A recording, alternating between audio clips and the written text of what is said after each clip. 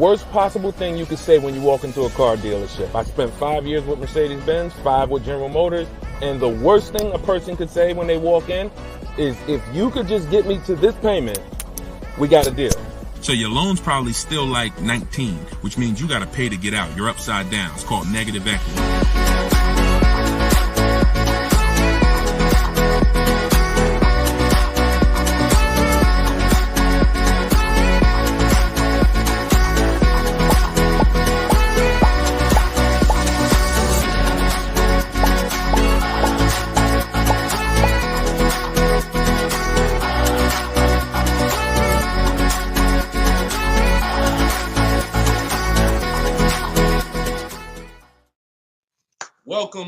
Welcome to episode 4 of Car Shopping Questions and Answers. We are live on 4 platforms: Instagram, YouTube, TikTok, and Facebook.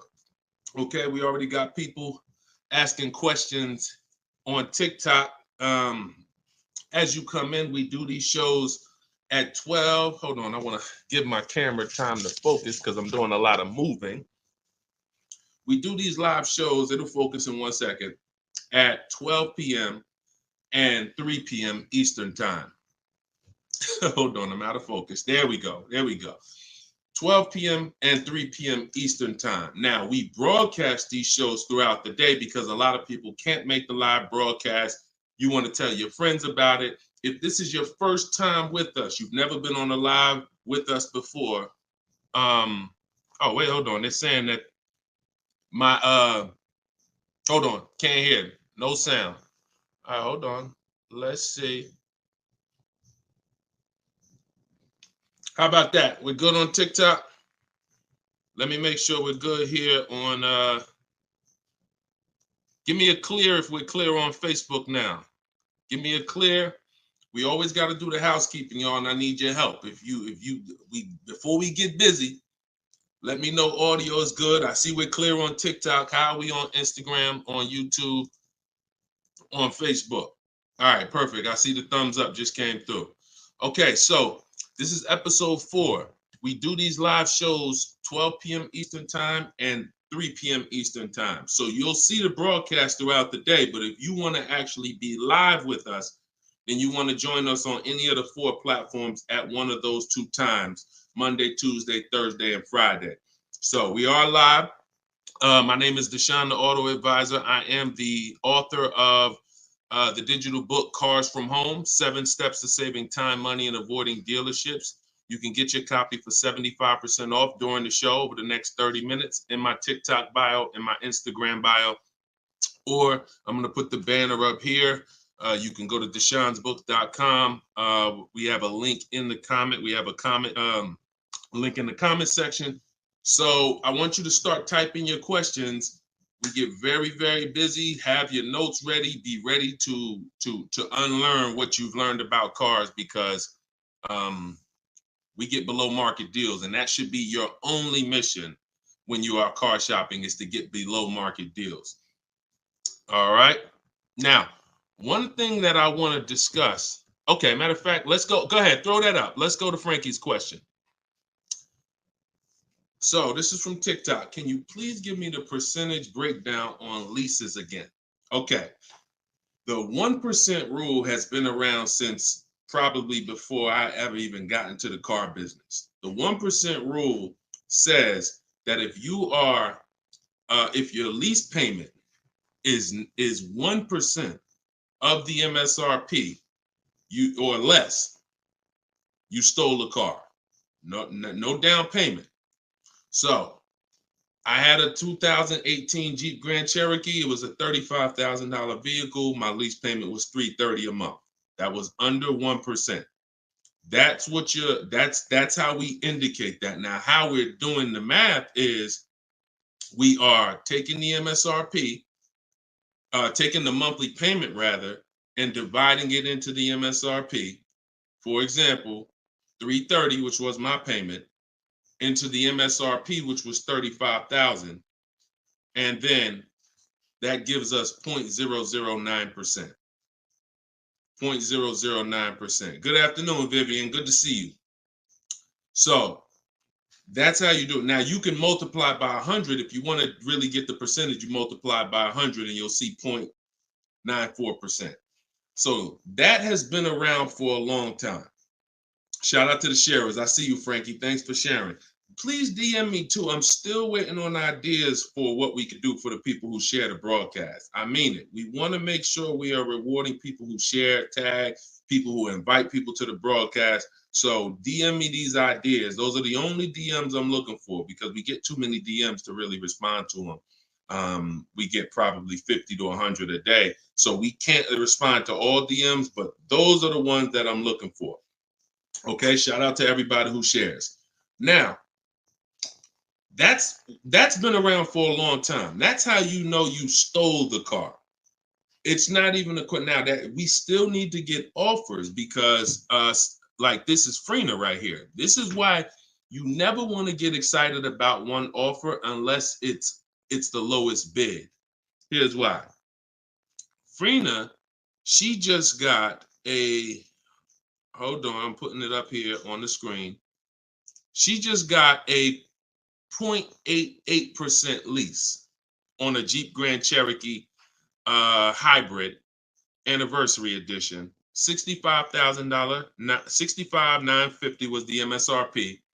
Her best bid was $579 a month. She's in the video library. She has what we teach.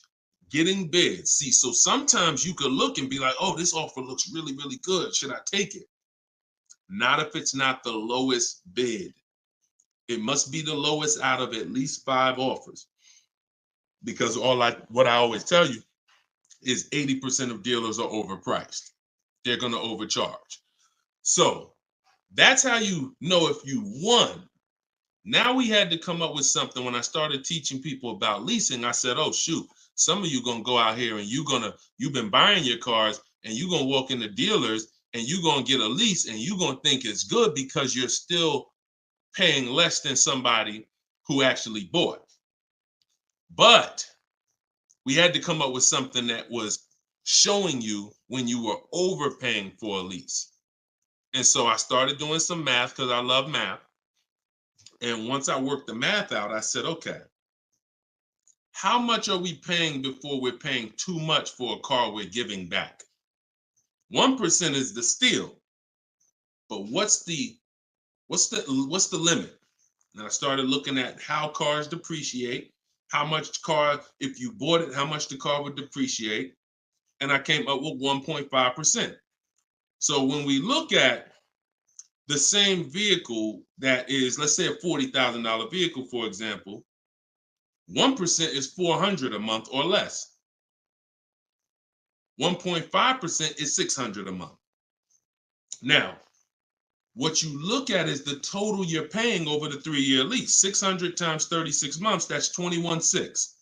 So when you take $40,000, you add your taxes and everything, you're probably going to end up about 44.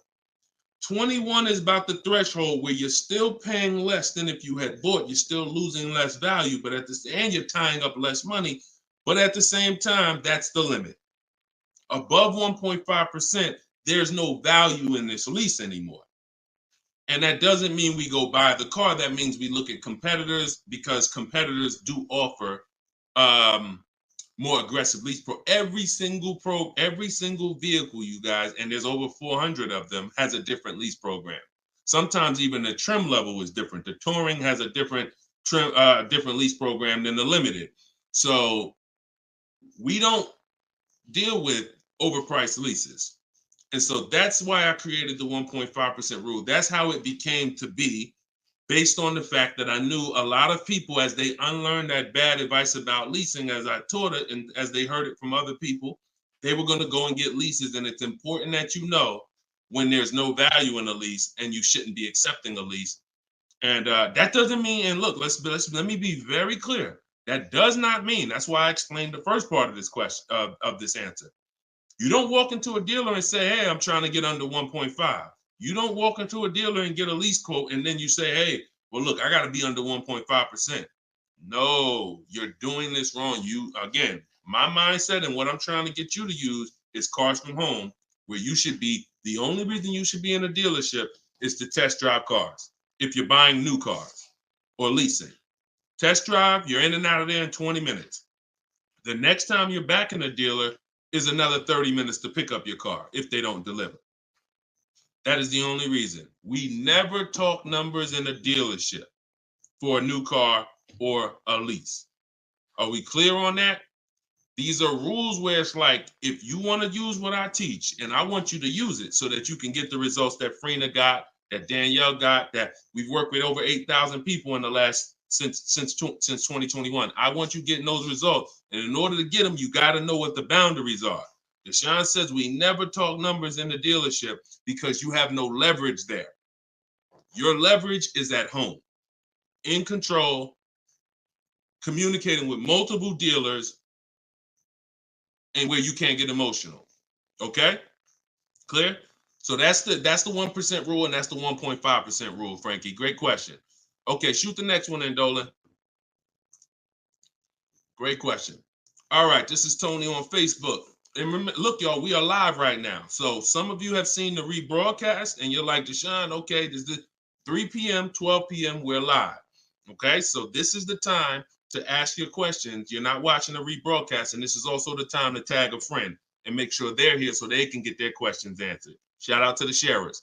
And could y'all keep tapping the screen on TikTok and running those likes up? This gets TikTok's attention and gets more people over here because we got to do this together. All right, Tony from Facebook says, hi, my lease is up in a month. I wrote to get 3 quotes from dealers. I only got 1. That's normal. The other 2 are taking their time. That's normal. I have a third-party restriction. Should I wait for the other 2 quotes or just run with the 1 quote? I never run with a 1 quote, and I get 5 quotes. So you're mentioning 3. I never mentioned 3. 80%, again, a lot of what we're talking about, y'all, is math. I'm unfortunate where I have the data. I got probably 5,000-6,000 people who have my book. We probably got close to 2,000 people in the Cars from Home library in my coaching program. That's a lot of data to prove that it's 80% that are overpriced. That's 4 out of 5. So the reason why we must get 5 quotes is because 4 are overpriced. So 3, not enough.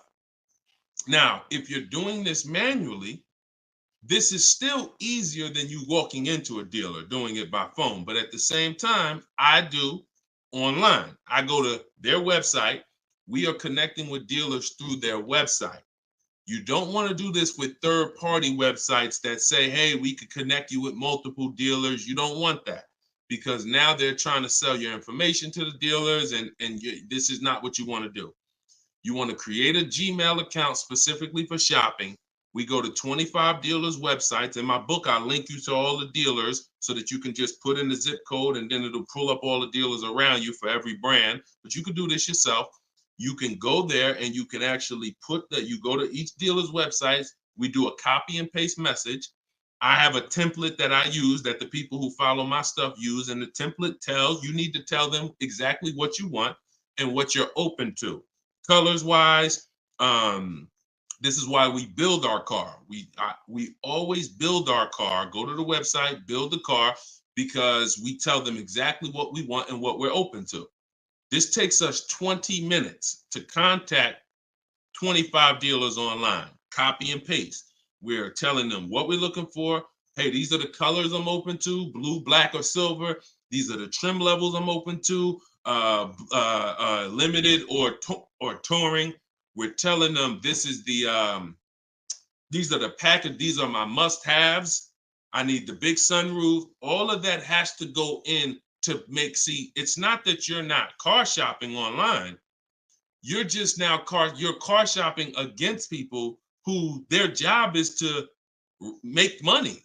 And so if you don't have what I'm telling you I've responded to hundreds of internet requests when I work for the dealers.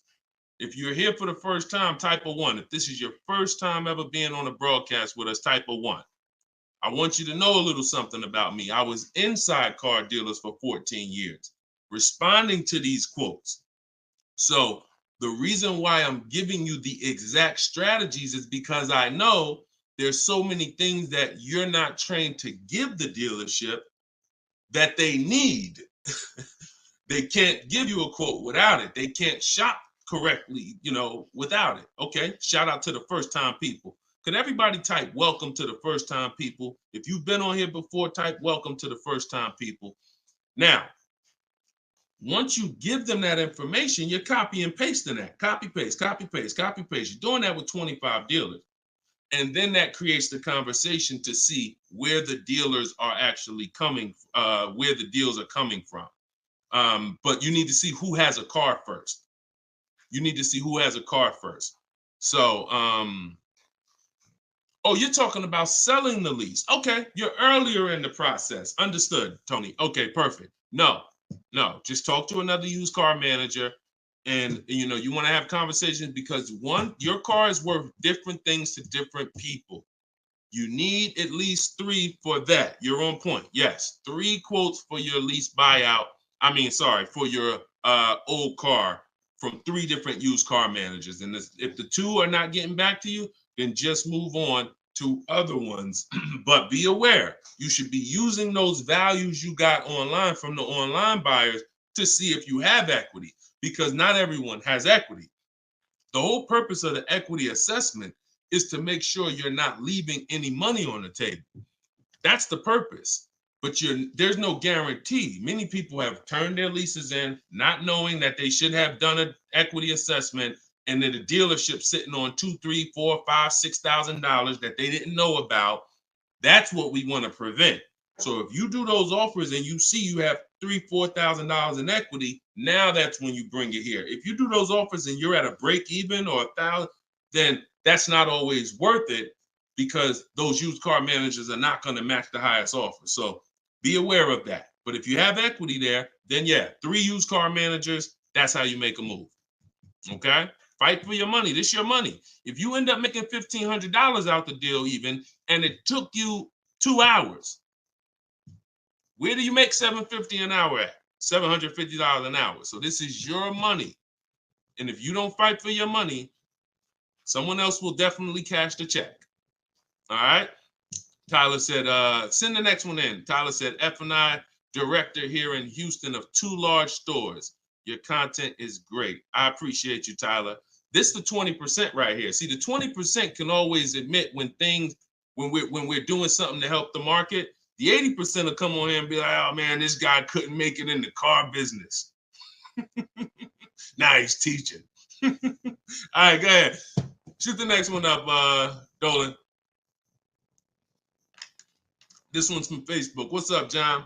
Instagram, y'all not typing enough questions. And Instagram, just so you know, the easiest platform to share on is Instagram, because you hit that little arrow, it looks like a paper plane, and it'll let you go down your Instagram friend list and send this broadcast out to probably 10, 15, 20 people. Okay? Don't cheat your friends. All right? Shout out to the sharers. John from Facebook says, is it hard to purchase with a charge-off on credit 3 years old? So everyone who has credit issues should be following Shonda Martin. She's on all the platforms, Road to 750 plus.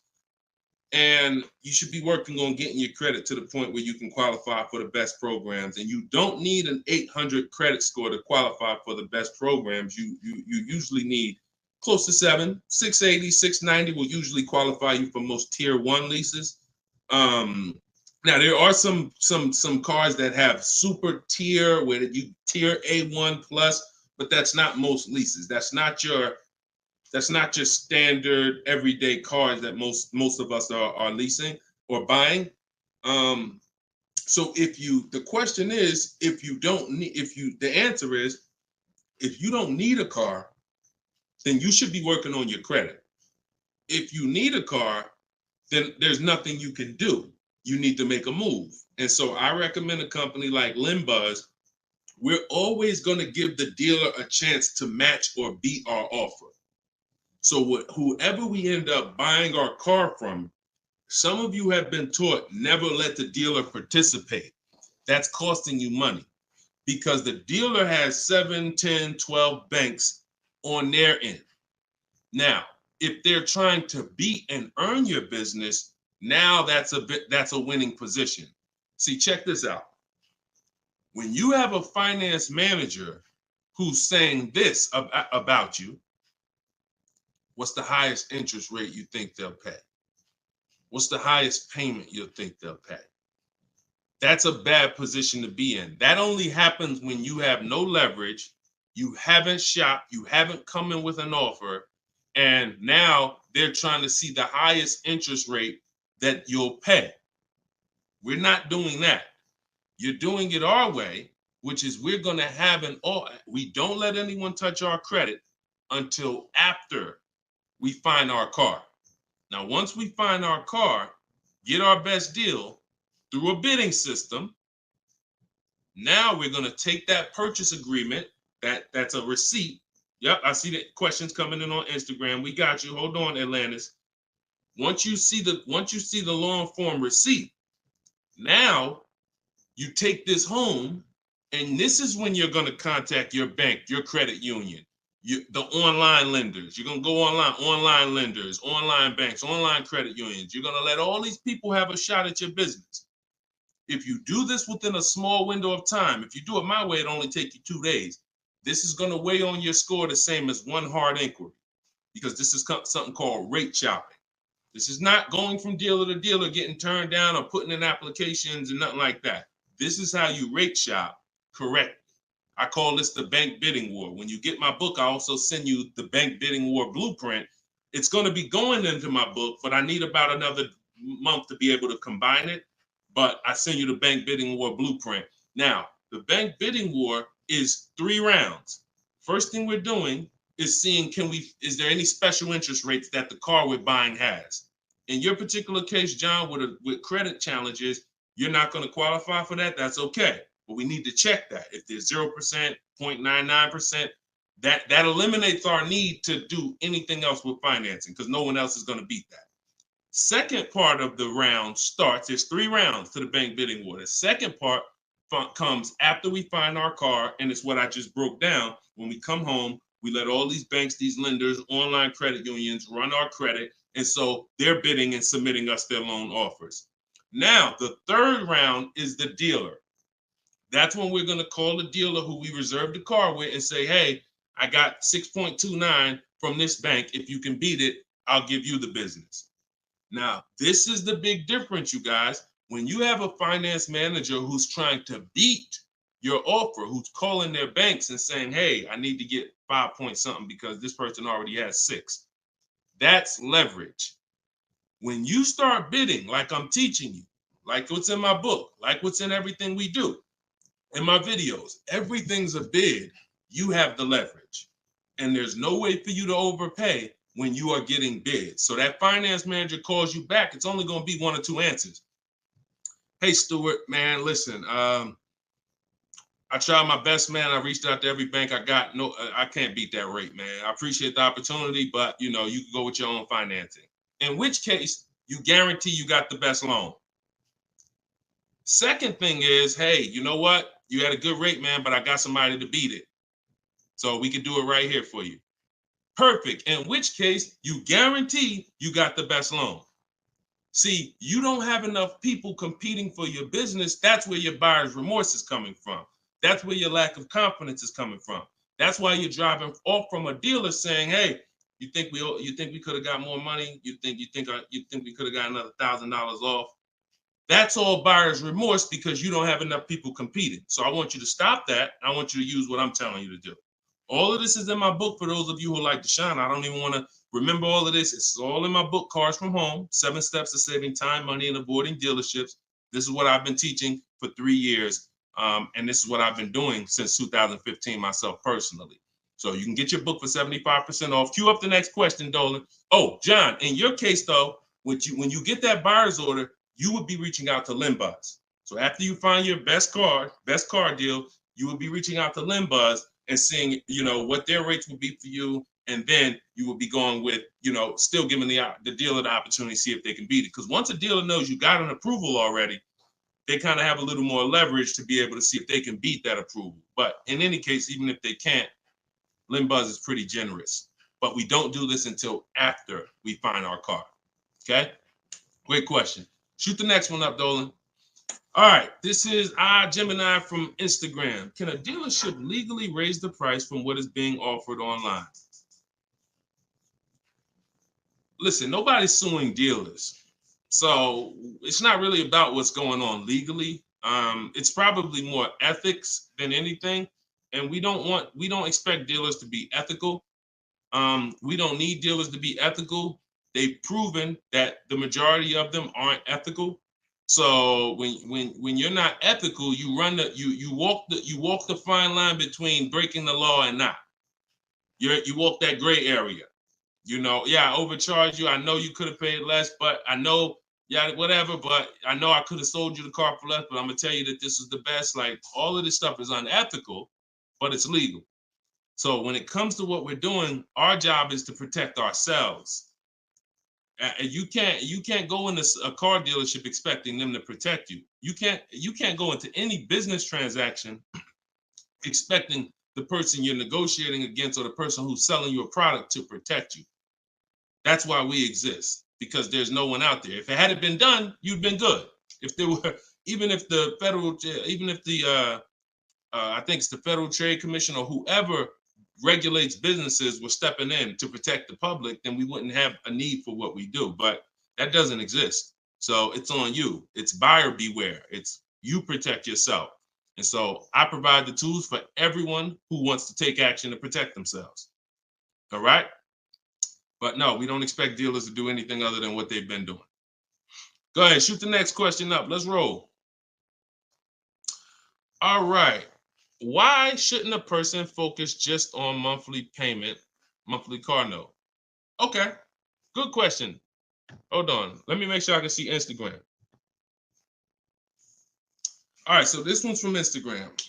Promise Tammy said, why shouldn't a person focus on just the monthly car note amount? So if we did a little math and you go, all right, if you walk into a dealer and you're looking at a $40,000 car and you say to the dealer, how much does that car cost a month? And they're smart, if they're trained, they're going to say, well, it's not really about the car payment right now. Do you like the car? And once you say, yeah, I like the car, let's get down to numbers, they're going to ask you, they're going to try to figure out what you could afford. Like, what's the most you could afford? Or I can't afford any more than $450 a month. Now, some of you know every $1,000, every $5,000 on the purchase price of a car is how much per month. Some of you know. I know we got a lot of new people on here, but for those of you who've been tapped in with us, how much is every $5,000 on a car loan? So, and the reason why I give you guys this parameter is so when you look at that $40,000 car, thank you, Frankie, got it. You should automatically know every $5,000 is about $100 a month. Yep, you got it, Michael. All right, I see you. We got people tapping on every platform. Good job, Carmelo. So the reason why, see, those of you who focus on just the car payment, you are some of the people who the 80% of dealers are going to manipulate the most and make the most money on. Because when you come in, if you don't realize that that $40,000 car is in no way close to $450 a month, now you have someone who's going to try to manipulate the loan to make that car $450 a month somehow. Now, it's usually going to end with you having a super long loan. So I've had people come to me years ago, friends that would say, Deshone, what you think about this deal? I say, man, let me look at the paperwork. And I see, man, you know the loan is 96 months? Nah, man, I didn't even know that. Yeah, the loan is 96 months. What is that, 8 years? 84 months is 7 years, 96 months is 8 years. So you're out the door at an 8-year loan. Now, I'm not going to assume you know why that's bad. So I'll say that an 8-year loan leads to too much interest, and it's what it is, because if they got you an 8-year loan, it's certainly at a high interest rate, because banks know that those loans, people who need 8-year loans are risky. People who need 8-year loan, they got to protect themselves because typically the car may have problems in the long run. When you go down, see the whole point with a shorter loan, 5-6 years. Some people want to be conservative. You take 4 years, but you want that car paid off by the time maintenance comes, by the time repairs start being needed, because cars need repairs every now and then. So you want the car paid off. They know that if we give this person an 8-year loan, typically they're probably gonna have issues around year 7, year 6, even depending on the age of the car.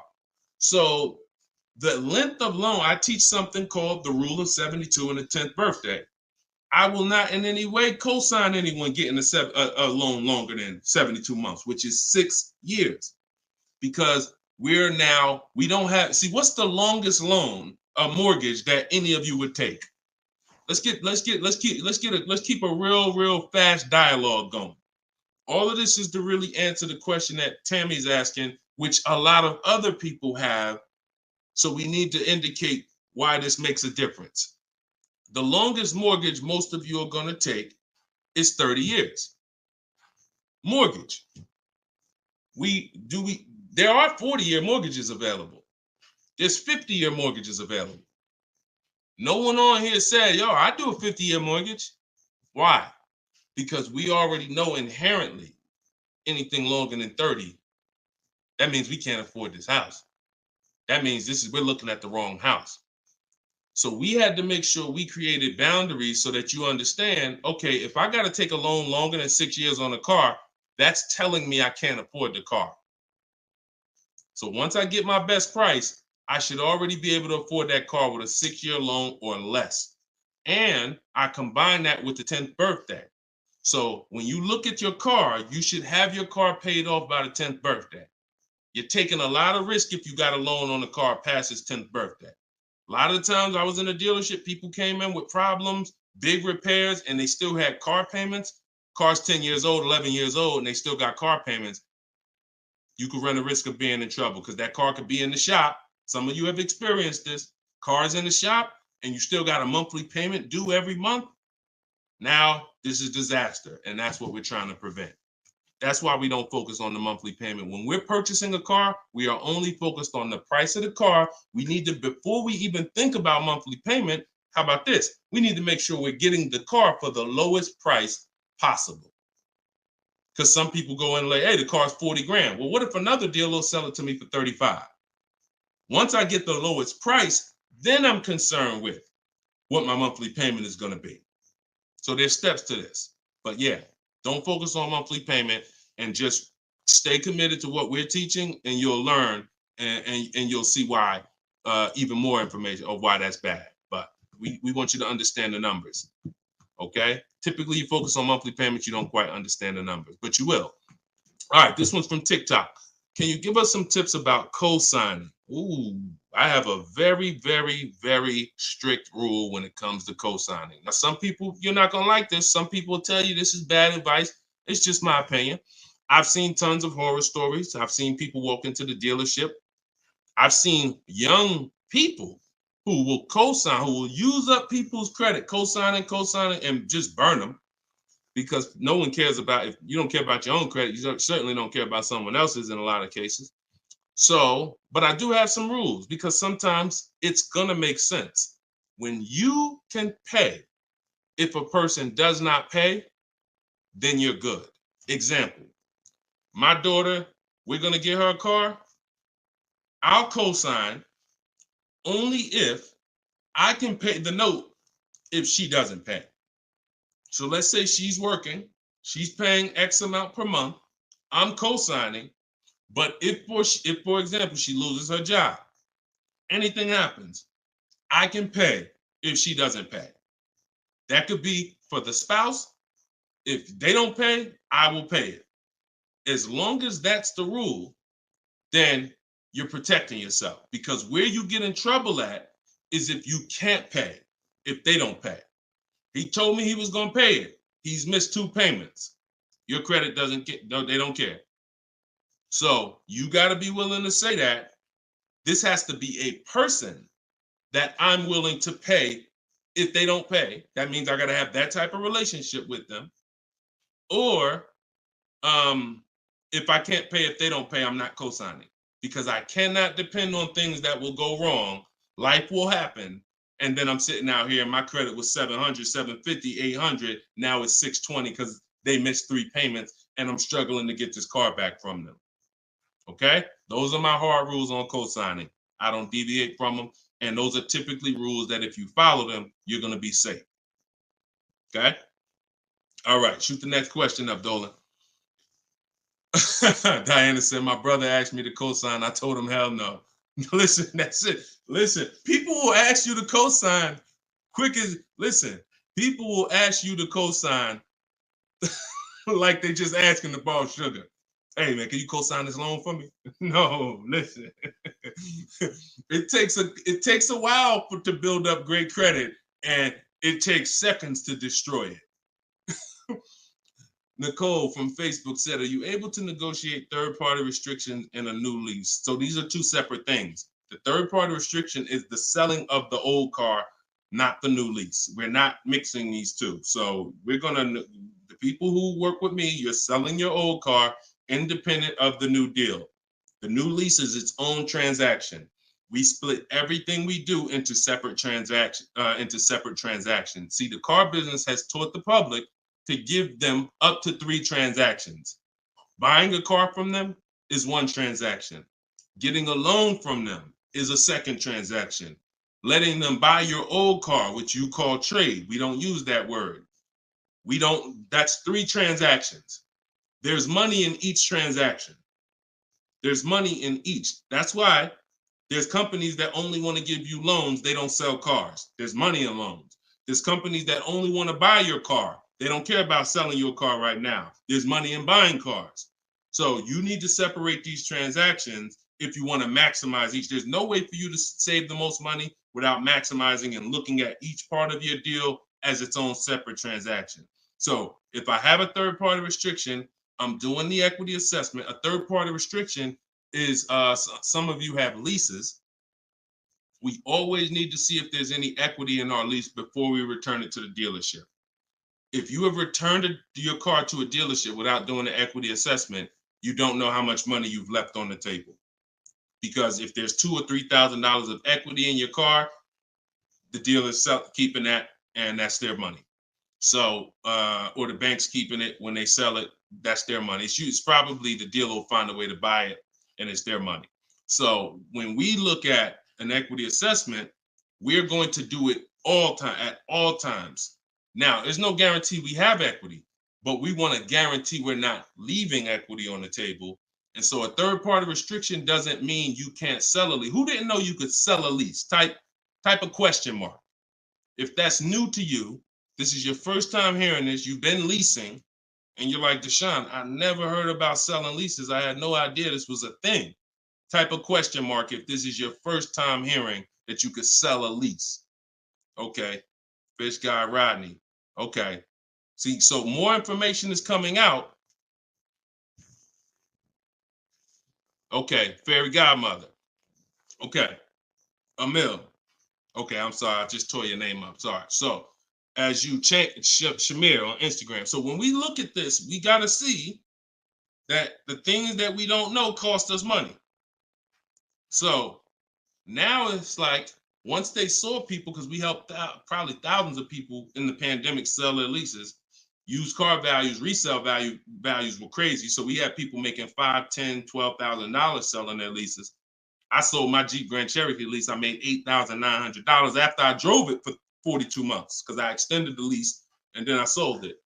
My mother, she drove her car. She made $10,200. Now those numbers don't exist anymore because values have come back down. But there's still people who are going to make 3, going to make 2, going to make 4, depending on your car. Now, every car doesn't have equity. But when it comes to the third-party restriction, they don't say you can't sell. They limit who you can sell to. You must sell to a local used car dealer. To a local dealer of the same brand. So if you have an Audi, you must sell to an Audi dealer. We are still going to get bids. We're going to get at least 3 bids from used car managers at Audi dealers because your car is not worth the same thing to every dealership. Your car may be worth 19 to this dealer, 19.8 to this dealer, 21 to this dealer, which is why we must get bids. Y'all gonna hear me say that word. Your favorite word, if you stick around and you use what I'm teaching, if when you start mastering my strategies, your favorite words are gonna be bids, multiple offers, because that's how we save all the money. So okay, so that has to be handled, Nicole, separately. The selling of your car, the who I'm gonna sell that car to, you find that person first. Then you go shop for your replacement car. And then once you go sign that deal, you sell the car, you do it the same day, and you maximize both transactions. Okay? And all of this, guys, shouldn't take you any more than 90 minutes. This is not something that's going to take you hours. See, my whole thing is to show you how to get great deals in 60, 90 minutes from home. That's why my book is called Cars from Home. 7 Steps to Saving Time, Money, and Avoiding Dealerships. You can all get a copy for 75% off for the next 30 minutes. Just go to my TikTok bio. You won't leave the broadcast. Grab your copy before that timer hits 0. The price goes back up to $97. Or you can go to my Instagram bio, or click it if you're on Facebook or YouTube. Go to the comment section and you'll see a link to deshonsbook.com and grab your copy for 75% off before the timer expires. All right, go ahead, Dolan. Shoot the next question out. Should I feel bad if I get 1.3? I'd only feel bad if I got 1.3 and if it was my only offer. If it was my only offer, or if I only got 2 offers, then yes, because I'm going to tell you why. I'm going to show you something. When I look at what I see, hold on. Okay, hold on. We saw Freener. Some of you saw Freener. That's 0.88. That's just ridiculous. 0.88. But look, Charles, he gets a Palisade. He's paying $48,000 vehicle. His best offer was $597 a month, 1.23. Now look at what and sometimes people who are getting phenomenal, who are looking at cars that are super popular, they'll go a little further. And he reached out to 35 dealers. Now I want you to pay attention. Some of you, the average person, only shops 2 dealers. My strategy is I teach 25 to 5. But once you see my copy and paste system, which is in my book, I have a copy and paste system where we're on their website. You'll see that I could talk to another 10 dealers. It only take me 10 minutes to open up contact with another 10 dealers. We always use a separate email. Do not contact dealers from your personal email. I'm warning y'all. It's not going to work. You're trying to go through your work email, and then you got your personal stuff, and then you're seeing the car dealers. Don't do it. Create a separate Google email, and that's how we do it. So he said, I reached out to 3,500 dealers, got 10 quotes back. So that $597 a month, 1.23 is the best out of 10. So so I always tell you, when you do it right, you're going to see offers that are $150 to $200 a month more. That's when you know you've exposed the 80%, and that's when you know you shop the right way. If you don't see that type of spread minimum, you haven't shopped enough offers. So that's the only time I would feel bad, GKA, is if I didn't get at least 5 quotes, because I don't know if 1.3 was the best. I'm gonna tell you a funny story too, because Freena's in our coaching program, and Freena reached out and she said she was looking at a Jeep Grand Cherokee. Get ready for the next question, but I'm gonna tell y'all, I want to hammer this home so y'all understand the importance of multiple offers and you don't get lazy, because the things I'm telling you might take another 30 minutes, 40 minutes, and they save your family $3,000. You can't put a price on. Well, you can put a price on that. So Freena was shopping for a Jeep Grand Cherokee Limited. She comes to the group and she said, Deshone, this was the best offer on a Jeep Grand Cherokee Limited. It was like 1.2 and change. But she said, the guy that made me this offer said he has this 4XE. It's a hybrid. And he said he could actually do better on that one. She said, what do you think I can? He told me what it would be. It would drop the price here. I said, if you're open to that, then you need to run your quotes again and get 5 more offers on that vehicle, because it may have a better lease program, in which case you need to open it up again. She opened it up again. That's how she got her 0.88% lease. So if she would have just said, well, this guy is getting me 1.1, I'm going to just take that, then she never would have found a 0.88. multiple offers. That's probably $100 a month difference than what the last offer, $100 a month times 36 months on this lease. You're talking about $3,600. And she did it in minutes. Once y'all learn how to do this, it's minutes. This is not hours. I'm not spending more than 60 minutes on shopping for a car. Now, that doesn't mean I'm not spending time to decide what I want. But once I decide what I want, once you know what you want, 60 to 90 minutes to get the best deal. That's it. All right, shoot the next one up, Dolan. Keep the questions coming, y'all. We are live every day at 3 p.m. Eastern time. Well, not every day. Monday, Tuesday, Wednesday, Thursday, and Friday. Monday, Tuesday, Thursday, and Friday at noon and 3 p.m. So this is our live show. Okay. Throughout the day, though, you may see a broadcast and you'll know, okay, you'll still be able to get value because most of the people who are asking the questions on here are asking the same questions you would have asked. So go ahead, Dolan, shoot it out. This is Raymond from YouTube. How do you structure a lease? So the first thing you want to do is look at the car you're thinking about leasing, and we like to use a 1.25% formula estimate to see if we should be even looking at that car. Okay, so if I'm looking at a car that's $40,000, I'm doing a 1.25% estimate. I'm multiplying it by 0.0125. And then I'm going to see, 40,000. I'm multiplying that by 0.0125, and that comes out to 500. So that's going to tell me if I'm looking to be at 300, that's not the car that I'm going to be looking for in most cases.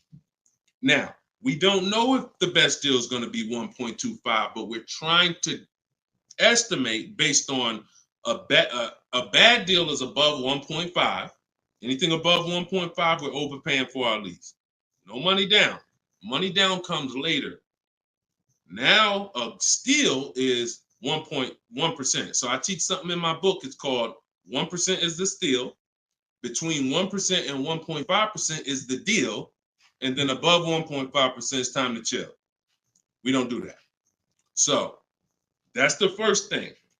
Now, once we move past that, now it's time to choose our mileage.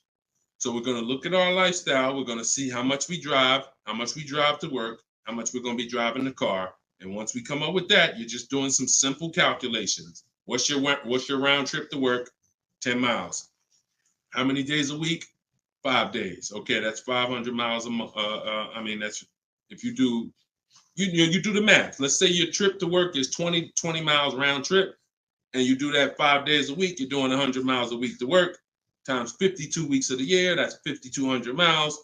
So I walk you through this in my book, but this is simple. 5,200 miles, and then you say, okay, well, I like to do a little leisure. I like to take a little trip down here. I go fishing, 1,000 miles away, blah, blah, blah, blah. So you're calculating what you're going to do. The easiest way to do it is to look at your old car and see what you've done. But if you don't have an old car, this is how you calculate it. You come up with, all right, I only need about 9,000 miles a year. Perfect. All of our leases, we shop our offers with 12,000 miles a year. That's your average miles. That's what we want to base our formula from. So whenever we reach out to a dealer, we do this online. As I said, everything we do is online. Once we do this, we're shopping multiple dealers, and we're telling them, work us up a lease quote. First month's payment, total out of pocket. If you were on the last show earlier, we talked about we don't say down payment anymore. We say total out of pocket, TOP. Everybody who's clear on TOP, if you were on the last broadcast, type TOP. If you weren't, TOP is total out of pocket. That means only thing I'm giving you for this offer right now is my first lease payment, and I'm driving off. Total out of pocket. We're not saying down payments anymore. Okay? So now, we're structuring our lease with first month's total out of pocket, 12,000 miles per year, and that's how we're sending the offers out to the dealers. All online, all copy and paste. These are all templates I have, but I have templates where you just fill in what you want, blah, blah, blah, all in my book. There are links, there's templates, but if you're going to do it your way, that's fine, but this is how you do it. And you can sit in your computer and just copy and paste. And now you're looking to get 5 quotes. That is the mission. 5 quotes, and that's it. That's how we structure our leases. Once you're done and you get your best quote, Now that's when you adjust your mileage. So once you identify the best dealer, the winning bid, now you're going to say to that dealer, hey, can you adjust the offer to 10,000 miles a year? Can you adjust it to 18,000 per year? Can you adjust it to 25,000 per year if you're a high mileage driver? And you adjust it from there. But that's it. You do this over and over, rinse and repeat. Rinse and repeat. All right. Great question. Shoot the next one in, Dolan. All right. Shout out to the sharers. Thank you, Liba. I see you. Thank you so much. This one's from Preston on YouTube. What is the best way to finance a car out of state? It's no difference. It's really no difference. We're going to find the car. We're going to get the buyer's order. We're going to have them. Now, the thing about a used car, if it's a used car, we got to test drive the car. So what you may want to do is if you're picking up a car out of state, you may want to go there, lock up the car, grab a cheap hotel for the night, stay there, because you don't want to eliminate the bidding process. The bidding process is your bank, your credit union, online banks bidding, and then dealers bidding. The dealer who you get the car from, they're bidding against that. Some of you don't really understand how much money is in finance. On a $40,000 loan, 2 points on an interest rate could literally be $2,500. So we got to understand there's a lot of money in loans. So if I'm driving to pick up a car out of state, what I'm typically going to do is go test drive that car. If I like it, I'm locking it up with a deposit. I'm taking that buyer's order.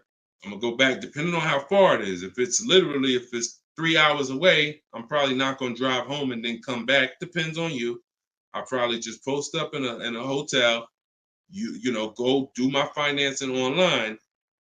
Let all these banks and credit unions run my credit so I can get their offers, and then I would call the dealership the next day and say, hey, this was my best offer. If you could beat it, I'll just come get it from you. And that's it. I'll spend $50, $60, $100 on a hotel to save $3,000, $2,000 on interest on my interest rate. But everything else is the same. So we can't be scared to go out of state. If many of you who are using what I'm teaching, you're going to see. Look at Eddie. Who was Eddie who drove? Hold on. Short conversation. John, hold on. Market. Trying to think. I'll see many of who I'm going to share with you. You'll see they'll say when they're picking up their car, I'm driving 45 minutes. I'm driving an hour and a half away. Look at Sean. Perfect example. Sean, he's also in our coach. Now, I don't want you to think, oh, I got to be in Deshone's coaching program. There's just some people who are. The information's in the book. We got the video library. For those of you who are like, okay, I like videos to go along with the book. That's fine. I'll link you to some videos in the book. But then there's some people who coach with me and I can talk personally to them. So Sean comes on here and he comes into the group. He said, he sends this. Look at the amount. He said, I'm looking at some advice on this F-150 Lightning XLT. It's a $73,000 truck.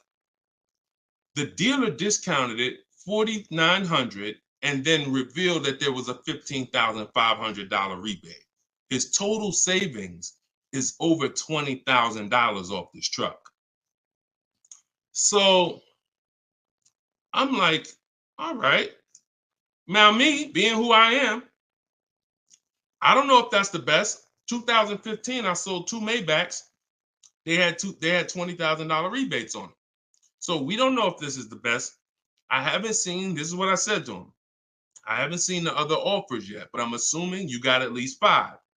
You're saving over $20,000 on this with this discount and rebate, but the only way to know is to compare to the other offers. See, I'm not going to get excited about this deal until he tells me what I'm about to read to you. That's when we get excited. He said, guess I could have put a little more info on here. Yes, I got about 15 quotes. You see the difference? This is what I want you to get. BK Dollar, this is what I want you to get. Liba, this is what I want you to get. Everybody watching, the money is in multiple offers. The reason why you're not saving, you're just not getting enough offers. So he says, I ended up expanding my search to 150 miles outside my area to find this deal. He said, I couldn't find, watch this, I couldn't find anything under MSRP in that first search. So think about how I'm telling you, the local dealers know when they see your zip code, they know, okay, some of them, all right, we don't have to do too aggressive. But those dealers that are an hour and a half away, when they see your inquiry, they're like, oh, listen, this is a person we never would have saw before. What is it going to hurt us to blow this truck out? And we take a deal from one of our competitors' markets. We'd love to see our license plate frame over in their market. That's how we win. So he ends up saving over $20,000, and he doesn't mind driving 150 miles to go get that truck. Why? Because every mile he drives is dollars he's picking up. We clear on that? We clear? If you're clear on the importance of multiple offers, type clear. All right, shoot the next one up, Dolan.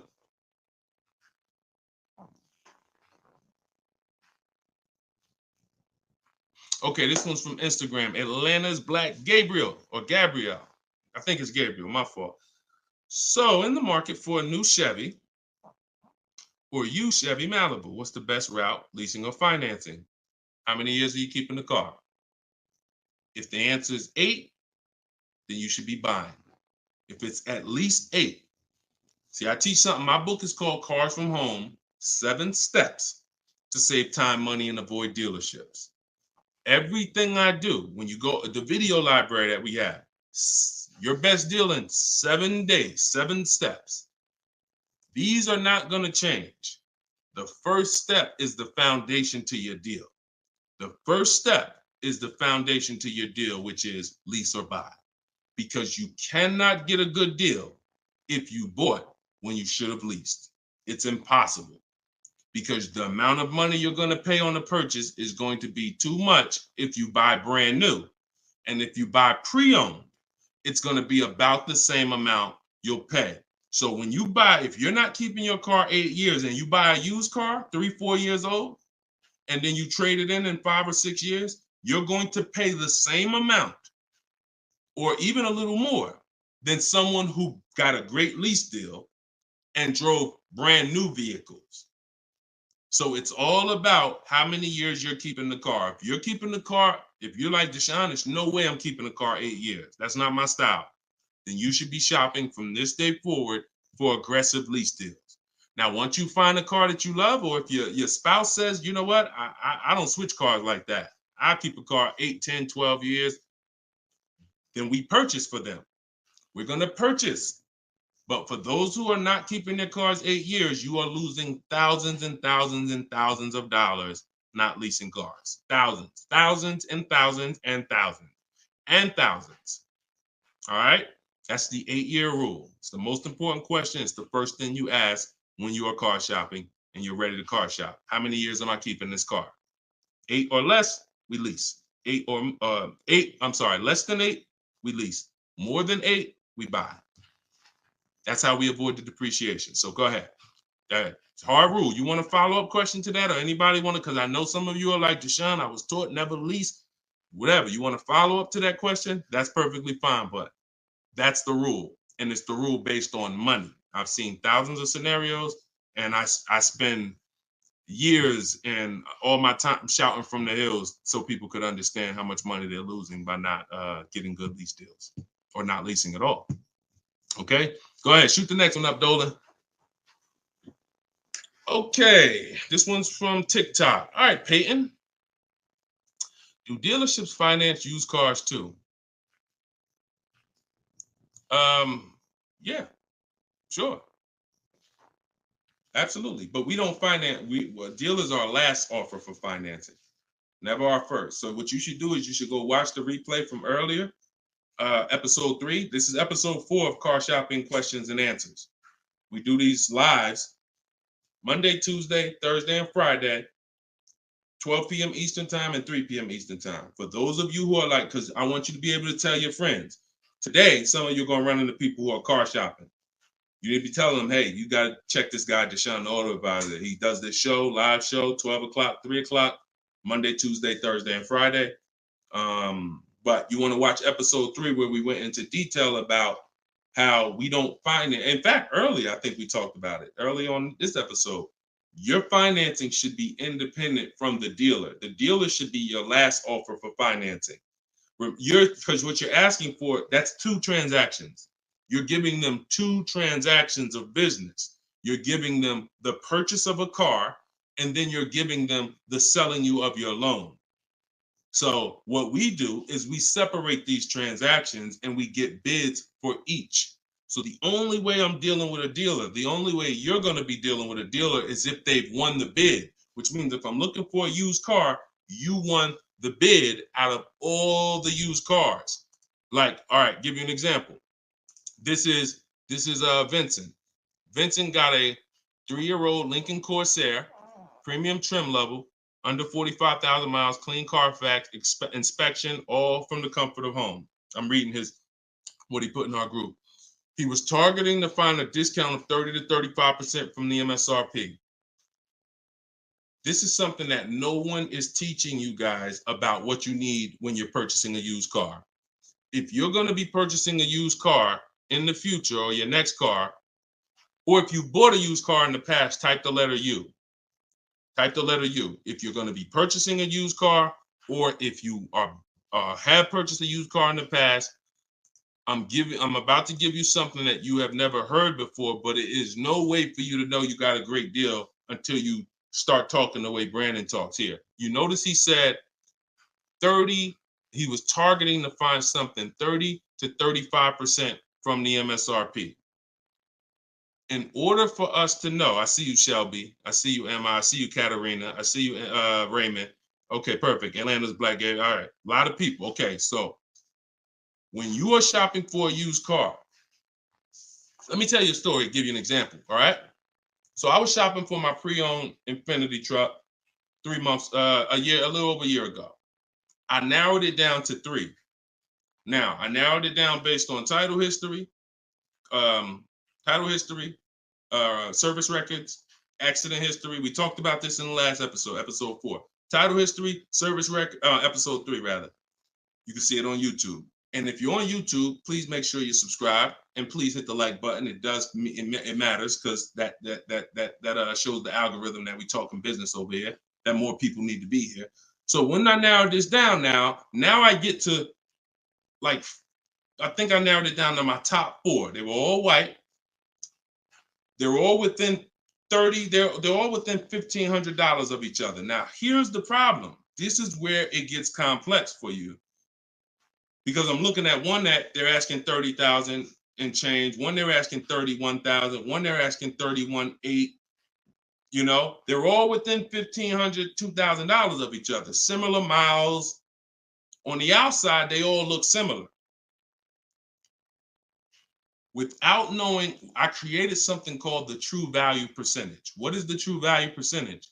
It's not what the website says is a good deal. It's the percentage off of what the vehicle was when it was brand new. So I pulled the window sticker for each of these vehicles. I pulled the window sticker, and what do I see? Now I teach you how to do this in my book. I teach you this entire process, but I'm walking you through it. Exactly. I pull the window sticker. You can get it from Carfax, depending on if Carfax has a deal with that manufacturer. Carfax has window stickers. Now, what do I see? One car is 46,000 when it was brand new. Now they're asking 31 and change. Okay. One car is 48 when it was brand new. They're asking 31 and change. One car was 52 and one car was 54.5. That's the one I got. So you see how in one instance we were confused. You would be confused. You sitting here like, yeah, Deshone, that's hard because they all look the same. They all similar price. How do we know? Once we find out the original MSRP, not only do we find out what the original equipment is that's in the vehicle, which is helpful. I wanted to know this is an edition 30, got all these special features. That's helpful to know too. But more important than that even is to know that that car was a $54,500 car that they were asking $31,800 for, which means I got a 42% discount. That is something we created called the true value percentage. And that's how we make sure we choose the right used car when we're ready to pick the final one. This is what we do here, y'all. If you this is why, like, this is why we've been blessed, because God knows we're giving you the information you need to win with. So all of this is in my new book, Cars from Home, 7 Steps to Saving Time, Money, and Avoiding Dealerships. If you want it all in one place, you can watch the show. You can watch my free social media videos. I got hundreds of them. Or you can say, Deshone, I'm going to get this it's 75% off in my TikTok bio. It's normally $97, but you can get yours for 75% off. And you can get it in my Instagram bio, or if you're on Facebook or YouTube, click the comment section and click that button that says Deshone's book and get you 75% off for 30 minutes. After 30 minutes, price goes back to $97. So, all right, but that's the true value percentage. And that these are the things that we never buy a used car ever without looking at the true value percentage. So when you saw what he said when he bought that Lincoln, as he was targeting to get something 30 to 35% off MSRP, and he ended up getting one for 43%. So that's what you need to know. Go ahead, shoot the next one up, Dolan. Great questions today. All right, Raymond on YouTube. Does it make sense to buy an existing lease? So when you're buying a lease, all you're doing is buying a used car. That's how you got to look at it. It's a used car. It's just, it may be your car. If you're buying your lease out, it's a very different. See, what I see most times is people want to buy their lease because they don't know how to shop.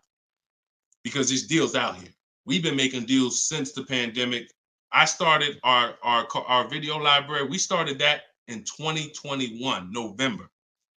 Middle of the pandemic, when people were paying ridiculous prices over with the 80%, they were cashing the biggest check they've ever cashed in their lives. Like in their lives, they were like, and we were getting deals all since then. Felicia came in. She was our first person in our program who got a BMW. She saved $1,950 January 2022. And so we when you get bids, you reveal. That's why we don't pay attention to nothing out there. I don't care what anyone says, what any dealer says does not matter to me. That does not matter, because I know that if we got deals all through the pandemic, oh, forget it. That's why this market, we're killing it even more. So, you know, if you're buying your lease because you're keeping it another 8 years, you say, man, Deshone, I used to lease, but you know what? I really want to buy something that I could keep for 8, 9, 10 years. Then sure, buy the lease. But if you're not doing that, then you're moving from a lease mindset, which is I'm driving great cars, brand new cars, always under warranty in most cases, latest and greatest features, low payments, pennies on a dollar compared to people buying. That's a whole value system. That's mindset right there. These are the people who are shopping for a lease. These are the benefits of leasing. And then you're moving and saying, all right, I'm going to buy a used car now. Very different, very different. So you got to be, you have to have had a change in mindset and goals to buy your lease and buy a used car. And it's what I see most times is people just don't know how to shop. When you use what I'm teaching you to shop, get 5 offers, you're going to see there's deals everywhere. Everywhere. Go ahead. Shoot the next one up, Dolan. You can't pay me to negotiate your lease, because I do this in 90 minutes and I'm teaching you to fish. You know, I've had people who used to buy cars from me. Hold on, keep that question up from Nicole, but I saw this person on TikTok. I'm not in the business I'm in the business of teaching people how to fish. So, you know, because what happens is you're building a trust in something. Like, if you're not willing to learn what it takes to do this in 90 minutes from home, like I'm teaching you, then you are the same type of person. That same mindset will lead you to go into dealers because you're just lazy and scared. Now, I'm not saying that's you. I'm warning you to not let that be you. I'm warning you you can't pay me enough. I'm not in that business. I'm in the business of helping people all around the country. It don't matter what you pay. Of course I don't think you would ever even ask me to work for free. I'm telling you though, that's not the business I'm in, because we can help thousands of people all around the country, but you're not realizing that your transaction is a 5-figure transaction. There's nothing else in this world that you're going to give that type of control. If you were going to start a business and it was going to take a $30,000 decision, $30,000 of your money, would you ever be looking and saying, oh, could you do this for me? You see, we do things with cars because we've been programmed to do them with cars. Car dealers have made you so scared that you've been programmed to do something, but you never do it with anything else. You never do it with a house. You wouldn't say, hey, could you just, I'll pay you to get my house for me. I'll pay you to, start this business for me. No, it's only cars. So when you realize that this stuff is easy, that old way of going into dealers and going back and forth, see, you're thinking of the old way. You're thinking, oh, I need somebody to tag along with me. Yeah, I got Deshone sitting over there next to me. I wouldn't be there because I'm at home. Where you see me at, this is where you see me at is exactly where I got my Infinity truck. I just told you about the deal. Where you see me at is exactly where I get my cars from. I sit right here, and all the people who got my Cars from Home book, who are in the Cars from Home video library, they're all right here. Some of them in the airport buying cars. Some of them at their desk at work making deals on cars. Nobody who's learning from me is in a dealership making deals on cars. So that's the old way. And if you think that you got to unlearn that or you can't win with me, you got to scrap that. I know it's painful. I know it sucks. I know it makes you feel like you're a loser. But that's why I'm telling you, scrap that joint and do it my way. And when you do it my way, you're going to be like, oh, shoot, man, how the heck wasn't I shopping like this years ago? All right. So now Nicole on Facebook. Do you shop or negotiate differently for a car that is low in inventory or shortage? No. Now, the only difference is, let's say, and this is the reason why we connect with 25 dealers. See, in my book, I said we use the 25 to 5.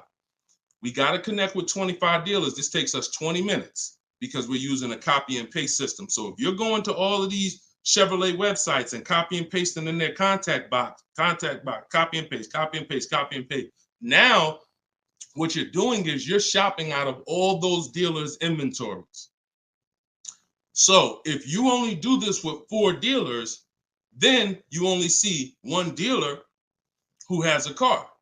And they're like, oh, well, we it doesn't seem like it's a lot of these cars out here. That's why we're connecting with 25. You saw Sean, he connected with 35. And so when we connect with these dealers, we're not just doing it to get bids. That's one reason. But we also know out of all these 25 dealers, probably 10 of them have a car that matches what I would want. And then I'm going to get 5 to 7 offers. So now let's just say we're at a mid period where the 2024s are sold out and the 2025 hasn't come in yet. Now what's going to happen is all of those dealers out of the 25, maybe 2 of them have a car, and they're going to tell you, you know what, you really need to order it. That's not because it's a low inventory. That's because you're usually in between model years, and the old one has sold out, and the new ones, they're waiting for it to come in. But it doesn't change the way we shop. And sometimes we will order. If I'm purchasing, I'm more likely to order because I'll get bids, and then I'll take the car. But if I'm leasing, we're less likely to order because we don't know what the lease program is going to be. See, I could get a dealer that discounts the car for me $3,000. We had a person in our group, and they were getting a new BMW X4, the X4M, like the performance edition. We had a dealer, their best bid, the dealer was taking off $3,000 off MSRP. So, but the lease program is what we didn't know. And once the car came and they put the lease program on it, we saw that it was over 1.5%. So even at that discount, wow, we saved $3,000. Now, if she was purchasing it, that's a win. $3,000 off, beat everybody else. So I don't mind ordering if I'm purchasing. But on a lease, I'm less likely to order because I don't know what the lease program is going to be until the car gets here. Okay, but yeah, that the process doesn't change. It just we have little caveats based on on low inventory. Okay, process is the same. Nothing changes our 7-step process. Nothing. All right, go ahead, Dolan. Shoot the next one out. All right, great questions today. We got Jermaine, Facebook. So how do you transition out of a finance into a lead? Instagram, y'all not asking a lot of questions. All right, hold on. Get Blooming chosen one. All right, hold on. All right, Jermaine from Facebook says, how do you transition out of a finance to a lease? All right, perfect. So now what I like about this question, Jermaine, is you've already answered the most important question, which is how many years am I keeping the next car? That's step one in our 7-step system. You've already answered that because you've determined I should be leasing. Now the next step is equity assessment. Equity assessment. Call the bank. You don't have to worry about third-party restrictions or nothing because you're not leasing. I mean, you're not coming out of a lease, rather. So you're going to call your bank, get your payoff.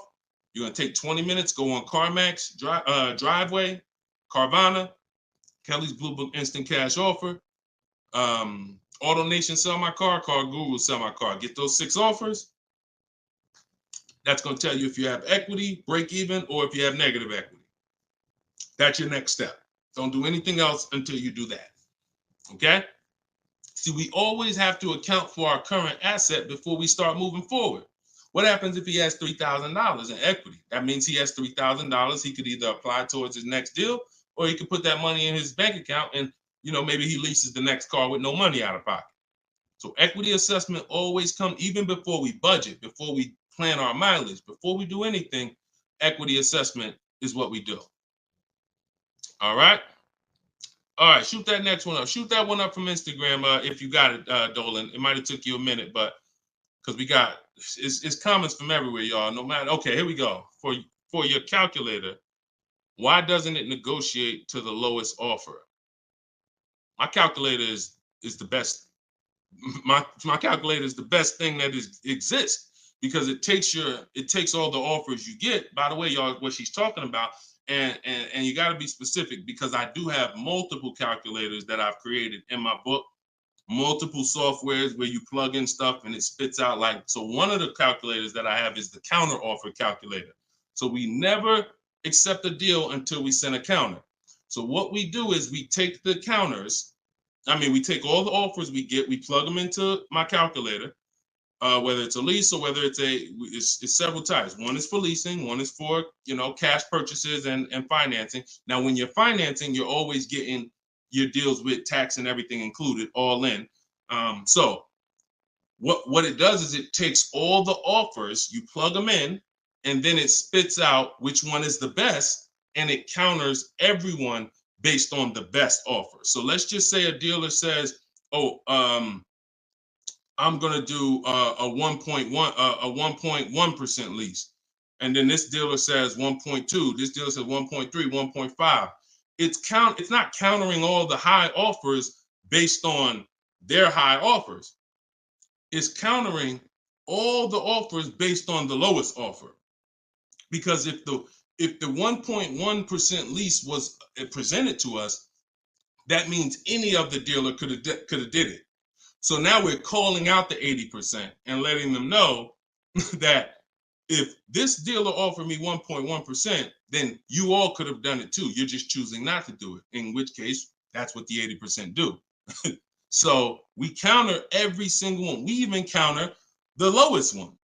And some people in the group will say, Deshone, man, this dealer is the lowest, man. Should I be countering them for another $50 less? I say you must counter. Because you don't know if there's another $10, $50, $20. If you don't counter until a person tells you there's no more room, even if they're the lowest, that's not the best deal. So sometimes you counter the lowest offer, and the lowest offer will be like, listen, man, I gave you my best shot. I got nothing else. We know they're telling the truth because we got 4 or 5 other offers that are much higher than that. Sometimes they'll be like, listen, I can't do that $50. I'll get you another $10. That's the best I got. We know they're telling the truth because all the other offers are a whole lot higher. So that's the way the counter offer calculator works. It's gold. It's gold.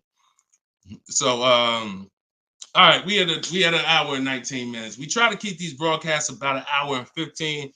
Every now and then we go a little over, but listen, y'all, we are live Monday, Tuesday, Thursday, and Friday, 12 p.m. Mark your calendars, 12 p.m. Eastern time, 3 p.m. Eastern time. I'm hoping to, in the next couple of days, have a link in my bios so that people will be able to actually go to our calendar, put a reminder, but you know it. 12 p.m. Eastern time, 3 p.m. Eastern time, Monday, Tuesday, Thursday, and Friday. And this whole broadcast is sponsored by, if you just jumped on, I'm the creator, I'm the author of the book, the digital book, Cars from Home, 7 Steps to Saving Time, Money, and Avoiding Dealerships. You can get it for 75% off. It's normally $97, but as long as you get there before the timer hits 0, you can get it for $24 in my TikTok bio, in my Instagram bio, or you could go to deshonsbook.com in the comment section on YouTube or Facebook. Get your copy for 75% off. I'm also the creator of the Cars from Home video library, and I've coached over probably 1,500 people now since 2021. So we've been doing this. Everything I'm teaching you is proven. And I'm going to tell you, just like I tell my coaching students, when you get my book, see, I don't do questions and answers for my book, y'all. See, there's people who DM me. First of all, I don't even see DMs. The reason why I can't do question and answers because there's no other author that does it. So I make myself available probably more than anybody. But when you buy the book, trust the process. If you don't see me say do it, don't do it. Do everything I say do. I tell everybody, even if they're in my coaching programs, you must trust the process that I'm giving you, and you got to unlearn your old process. Don't even think about your old process. Use my process, and I'll lead you to where you want to be at. Guaranteed. All right, so get your copy. I will see y'all all on the next broadcast. Tell your friends. Welcome to the new followers. Welcome to the new subscribers on YouTube. I appreciate y'all. We'll be back for episode 5. God bless you.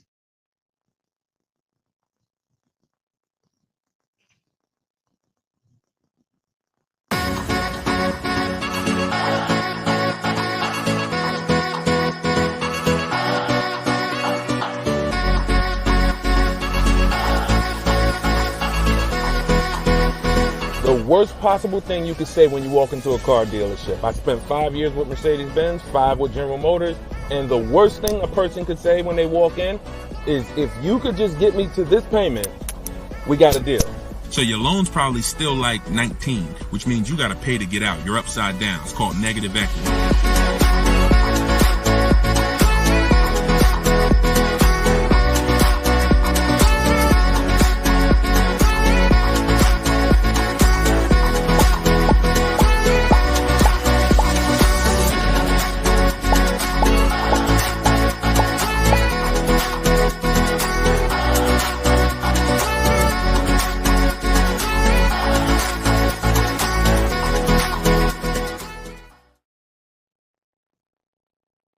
What's going on? What's going on? Welcome everybody to Wednesday, 12 noon car shopping Q&A.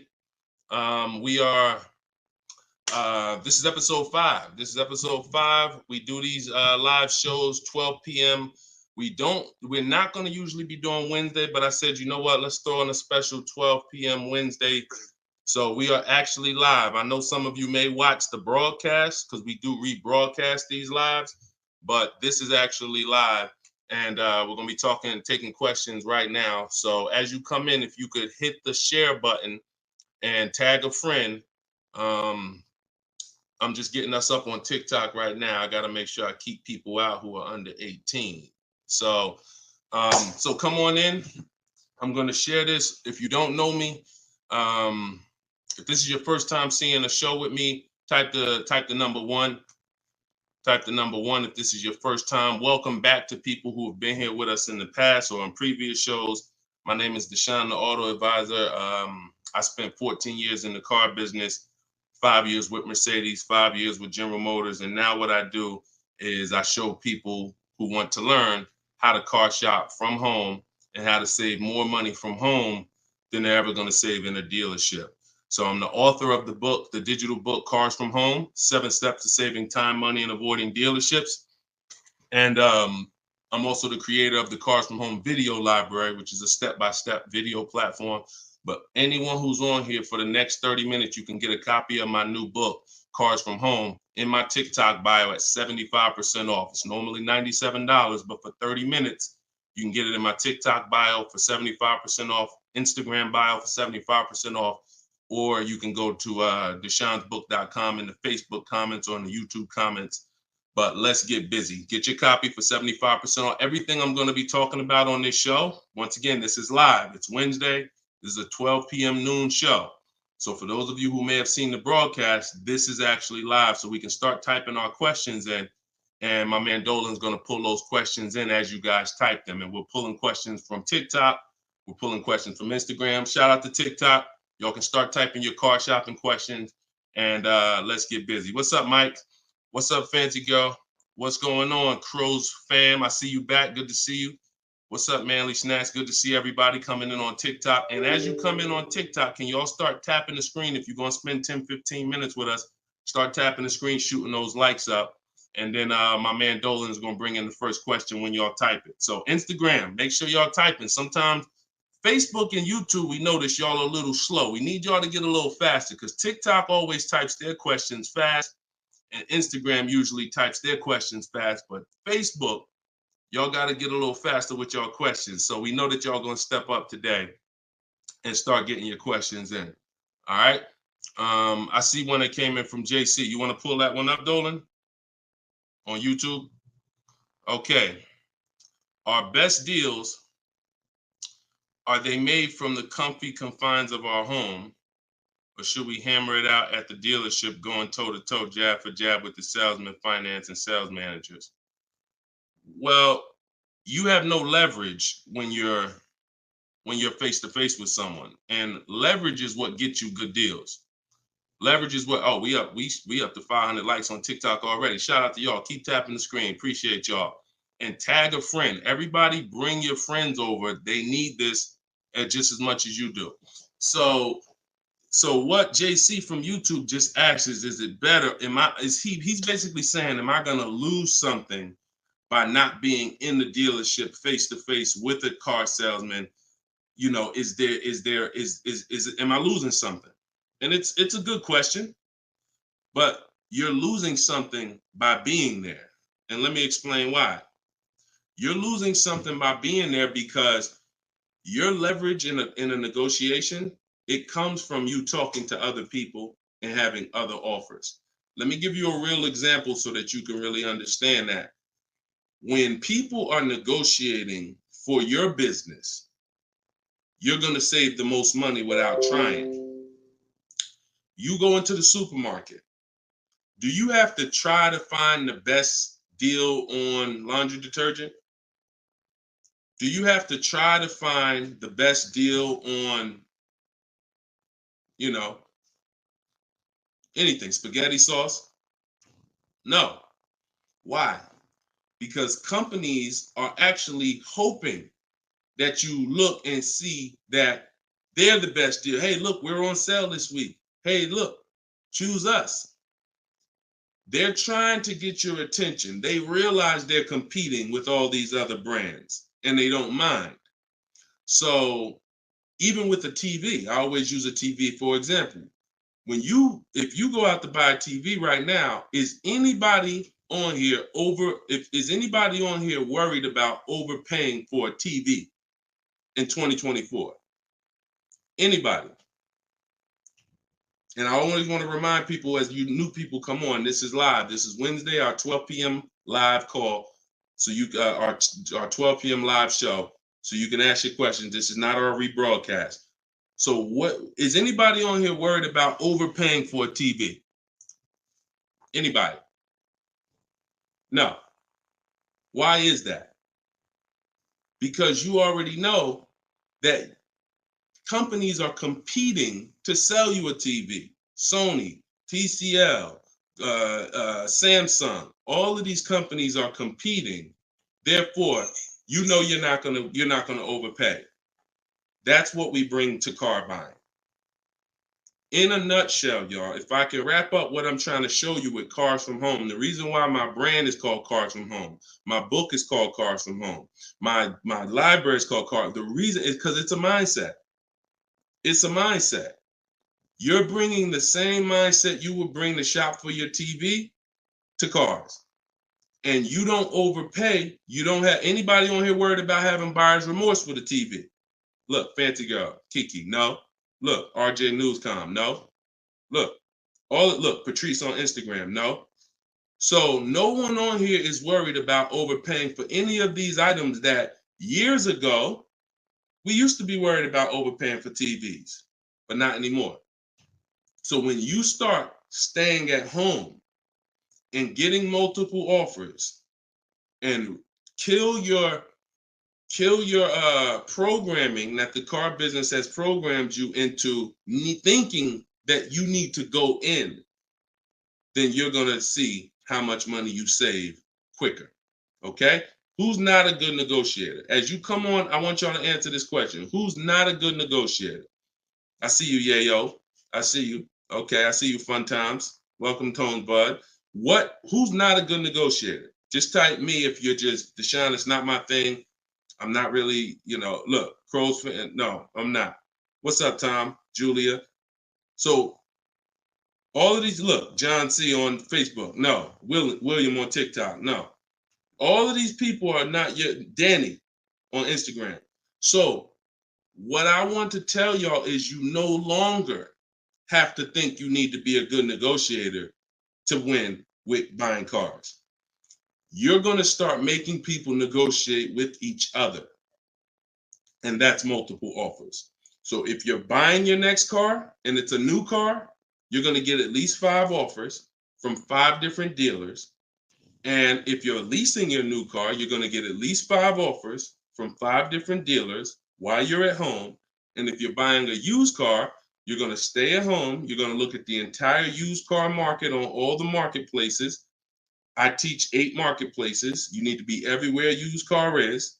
These are like if you were buying a TV, to continue to use that example, you wouldn't just be on Walmart.com, but not be on Amazon. You wouldn't skip Best Buy. You wouldn't skip PC. Wherever there's a TV, you would be. It's the same thing.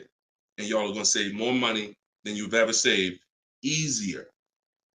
This is how you take control and have your confidence, and you are empowered. Okay? So that's the answer to your question, JC. You don't lose by being at home making dealers bid. You lose by being in dealers going one-on-one. Okay, great question. Shoot the next one up, Dolan. All right, this one is Mr. Martinez on TikTok. Do they require a credit check with the request? Now, that's a good question. They'll make you think they do. Whenever somebody requests your credit for a quote, just know that that's a tactic. This is why you don't want to be in dealers talking. Remember this rule. Never talk numbers for a car in the dealership. Okay? Never talk numbers in the dealership. You want to only test drive the car. Now, it's a little different with a used car. New cars, leases, never talk numbers in the dealership because you have no leverage there. It's continuing to go back. You have no leverage inside the dealership. Now, when you are requesting your quotes, you're going to the dealership site. In my book, my book is called Cars from Home, 7 Steps to Saving Time, Money, and Avoiding Dealerships. Everything that I'm teaching y'all is out of one of those 7 steps. Now, when you get to the point where you're getting offers, we're not using third-party websites because dealers pay for those leads. We don't want dealers paying any extra money to a company to get in touch with us. We want to go direct to dealers' websites. This takes 20 minutes. If you do it my way, you're going to the dealers' websites. In my book, I have a link to the dealers, each brand. You put your zip code in and it'll pull up all the dealers. Now, as you go to these dealers' websites, you're doing a copy and paste. Copy and paste. And now, what are we saying in that first message? What we want, what we're looking for, when we can purchase. We're not talking about numbers yet. We just want to see who has a car. Now, once we see who has a car, now my strategy that I like you to start using, and some of you who have my book, you've used it already, it's the 25 to 5. 25 to 5 is when you're connecting with 25 dealers online, and the goal is to get 5 offers. So, and the reason why we get 5 offers is because 80% are overpriced. So 4 of those 5 offers are usually going to be overpriced. That's when you know you did it right. So when we're getting our quote request, one dealer might say, oh, I can't do it without credit. One of the things we say when we're requesting quotes for a lease is assume tier 1. Now, for those of you who are purchasing, not leasing, you're going to request quotes all in, taxes, fees, everything in. Now, there are people who are going to try to knock you off your game. Some of you know, if you have my book, I have scripts for everything they're going to say, because I used to have to use these templates. You're going to hear stuff like, oh, we need you. When can we get on the phone? Can we just have a quick phone call? My script for that is, I'm going to be handling my whole process from home. I'm only going to be talking to the person who actually makes the best offer. And then you always end with a question. So you will always ask. You never want to end your communication online just end with a statement, because they're trying to get you on their agenda. You're trying to keep them on our agenda, which is, you're either going to let me know what car you have. Do you have a car that matches what I want? Second, once I confirm you have a car that matches what I want, can you give me an offer for it? That's what we want. And everything we do is to stay on that agenda. Does that make sense? When you're leasing and you're buying new cars, you have to have an agenda, because, again, I'm trying to teach you, I want you shopping with strategy. I've been doing this, helping people since 2021. We've helped over 8,000 people, probably 6,000 with my book, another 2,000 with our video program. So this, we know, works. I'm not telling you something that I'm hoping works for you. You just have to do it.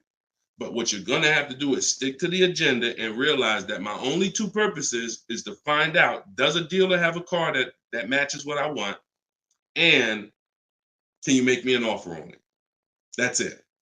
And now I have scripts in my book that do that. For all of you who just came on, this whole show is sponsored by my new book, Cars from Home. And you can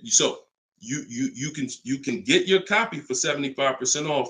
It's normally $97. It's a digital book, because I need to update it as things change in the market. And if you got a print book, if I printed a book and now I mailed you a book, now you got the book and it works now, but when you go to use it a year from now, some things may change, some websites may change and whatnot. Now you got to buy another book. So this book is a one-time. You get upgrades as I upgrade it, and I probably updated it at least 4 times since I launched it. So get your copy for 75% off in my TikTok bio, but you only got 30 minutes. Once 30 minutes passes, it goes back up to $97, which is still a great price, by the way, because you're going to save thousands of dollars using it in my Instagram bio and my TikTok bio. So you're never getting to the point, Mr. Martinez, where you are giving a person an opportunity to run your credit, because everything you're doing is at home requesting information. So as long as you get into the business of being at home, writing and requesting prices, and seeing which dealer is going to offer you the car for the best price, you're never going to be in a position where you need to be giving your credit, because there's no reason. And if you give your credit, you really fell for the game, because now they locked you into them, which is the goal. So no reason for everybody, no reason to give credit to give somebody our credit to get an offer. All right, go ahead, Dolan. Next one. Type your questions. I see a lot coming in from Instagram. I'm in the dealership right now. Vital on Instagram. Keep that up. Keep that up, Dolan. Vital just said I'm in the dealer right now. Now, if you're there negotiating, then you're never going to get the best deal. You're never going to get the best deal. Understand, y'all, I'm not playing games. For those of you who don't understand what we really do here, like, this is Greg right here. Greg used our strategies. He got a $56,000 Kia EV6 win. He got it for $527 a month on his lease, no money down. That's through bids. That's not through negotiations. Danielle's lease, $44,000 Audi A3. She got it for $550 a month, no money down.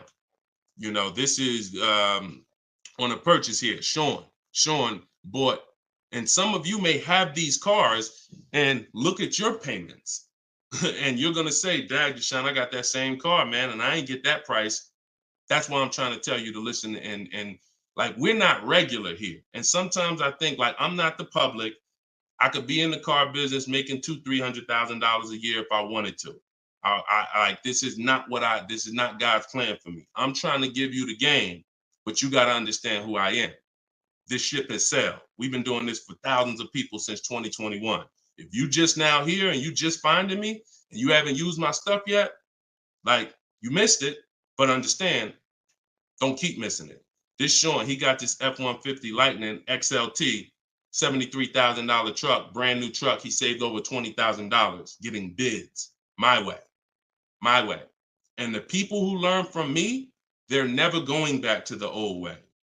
They never going back to negotiating and dealing. It only take one time for you to use what I'm telling you and see how quick you buy cars and see how much money you save to realize, oh shoot, I'm never going back to that old way of car shopping again. All right. So if you want to do it, you need to leave that dealership. Unless you're just there to test drive, that's different. So Instagram.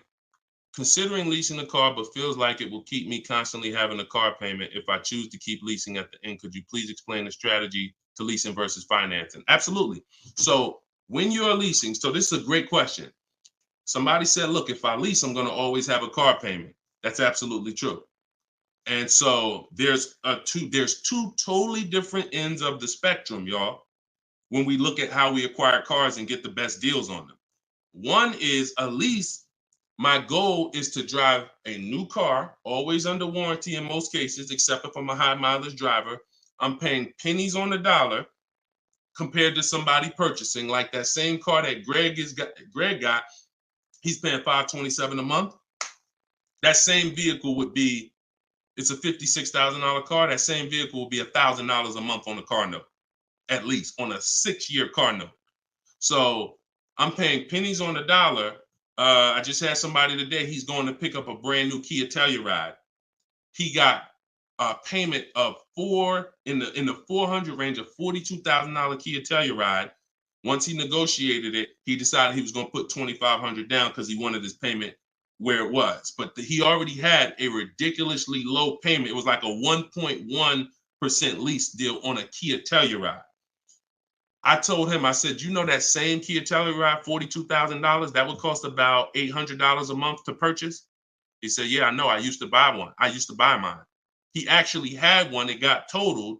So he knows how much he was putting into that vehicle before he actually figured out he's not an 8-year person. So if you're not keeping your cars 8 years, you should be shopping for aggressive lease deals because it's pennies on the dollar. And we shop with bids because it's easy. It's fun. We're in control.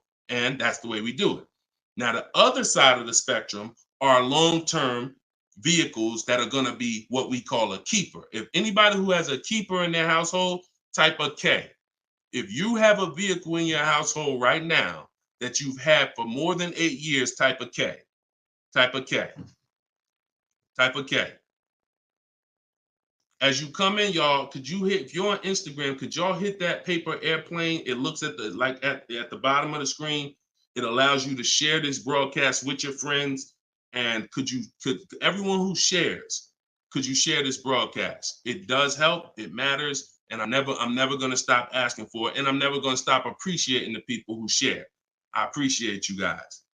And your friends will appreciate you more than anything, more than even I appreciate you. When you tag a friend who doesn't know me and they're car shopping, they'll appreciate you more than even I appreciate you. So, okay, all right. So we got John on on Facebook. We got Michael. We got hold on, let me see. Acura MDX. Rob Korn got an Acura MDX on Instagram. He's had it 195,000 miles.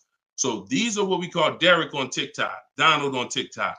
These are what we call keepers. These are vehicles that, again, someone asked a question about understanding if I always have a car payment, if I lease, can we please explain the strategy of leasing versus financing? I just told you the benefits of leasing. Now, all those benefits come at a price. Now, the other side of the spectrum is the long-term keeper vehicle where now we have outlived depreciation because the unseen expense is the one that's killing you. The unseen expense is depreciation. When you buy your car today for $30,000, tomorrow it's not worth $30,000, right? Tomorrow. You can buy a car today for $30,000 and bring it back to the dealer tomorrow. They're not just giving you your $30,000. You've lost money in one day. That's depreciation. Now you can sit that car outside your house and you can have that car. You don't drive it 1 mile. You never even touched it. And you go out there and a year later, is it worth $30,000? No, right? You never told, but Deshone, I didn't even drive it. But you understand, it's not worth $30,000 anymore. It sat there for a year. Now it's probably worth $24,000. That's depreciation. So some of you have been trained to think, oh, well, I buy my cars because I don't want to pay for the mileage. What I'm trying to get you to understand is when you understand depreciation, you're going to see not only do you pay for the mileage, whether you buy or lease, you pay for the car whether you drive it or not when you buy. Does that make sense? Type clear if y'all are clear so far on this, on these principles. Because it's bad information that's been fed to you for all these years that, oh, you know what? I like to drive as much as I want. Oh, I like to do everything and I don't want to pay for mileage, so I'm going to buy. But what you're seeing now is, oh, shoot. If I drive no miles, my car's worth less. If I drive average miles, my car's worth even less. If I drive high miles, my car's worth even less. Depreciation. It's the unseen expense. So now our goal with purchasing the right way and picking whether I'm going to shop for great lease deals or whether I'm going to be a long-term keeper is to avoid where the depreciation loses us the most money. The most money. Look, right here, 3, 4, 5, 6 years, you're losing the most money. This is when you don't want to have bought your car and replaced it, because you're losing thousands and thousands of dollars every year. And now many of you have been taught it's okay to switch cars while you're in here, dropping. But going back to the keepers know, all right, I'm switching cars when my value is like this, my depreciation. So all of you who said out there that you got a car that you've had for 8 years, 10 years, 12 years, now you're going to, here's what proves to you what I'm saying is true. The keepers, which is why I'm trying to get you guys out of that middle, all you 3, 4, 5 year people, 6 year, 7 year people that do not lease. You don't keep your cars long enough to outlive this depreciation, but you don't lease. You're losing the most money by far. By far. Thousands and thousands of dollars every car you buy in resale value, because you flip cars, try to trade them in while you just lost thousands and thousands of dollars. So on the other end, those of you who said, Deshone, I got a keeper outside, if that car today is worth $5,000, a year from now, it's probably going to be worth $4,800. That means you're no longer losing value like this. You're only losing value little by little, and you've outlived the depreciation. So your goal when understanding should I lease or buy is like, Deshone, okay, how do I avoid this? Well, if you're not keeping your car 8 years, you should be shopping for leases. Everyone who told you otherwise was wrong. I'm not going to say they were malicious, but they were incorrect. And unfortunately, I call them confidently incorrect. Dangerous.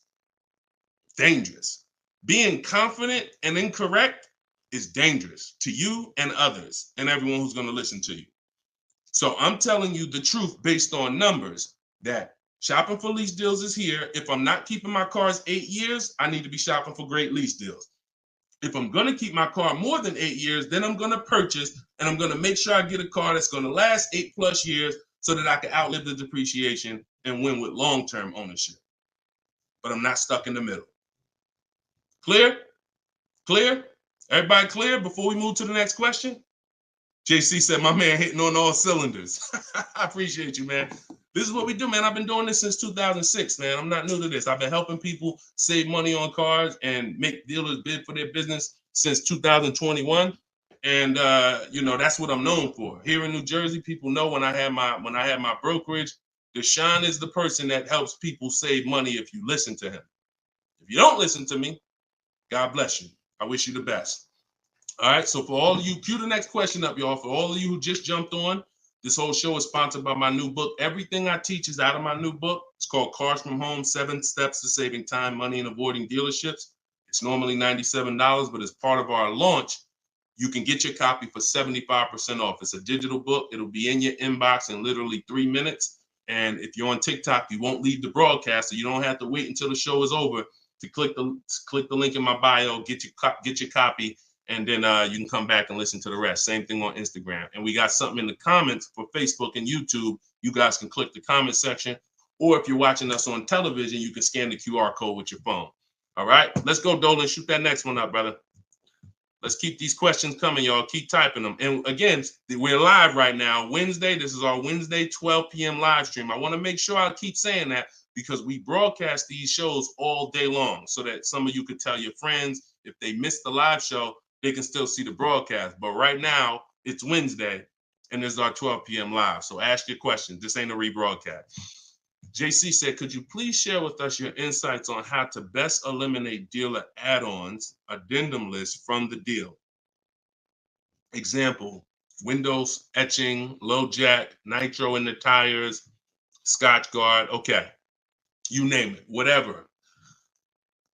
I always say this, and I have a video that has done well. It's been seen by several people, and it says we don't negotiate with dealers with fake fees. You can see what I need you to know is 80% of dealers are overpriced. 20% are trying to beat their competition and they don't mind competing. These are the best people in the world. These are the people you want to find and buy from.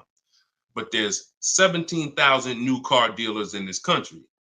There's 100,000 used car dealers in this country. Somebody tell Isaac on TikTok that we just answered that question.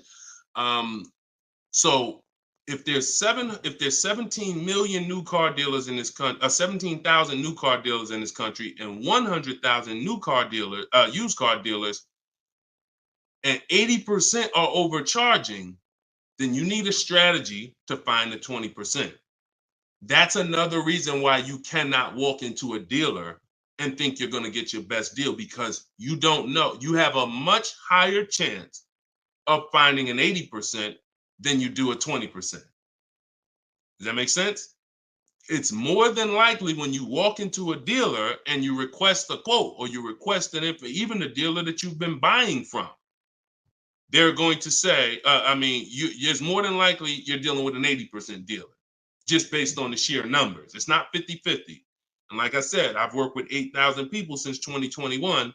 We have the data to show this is not 20% is who you're looking for. That's who we're looking for. So what we do is we need to sort for them. We're not looking to walk in. We're looking to stay at home and sort for them. The 80% are going to do what the 80% do. To answer your question, JC, I'm not interested in getting an 80% dealer to take off their fees because that's not what they do. Thanks, Carter's dad. That's not what they do.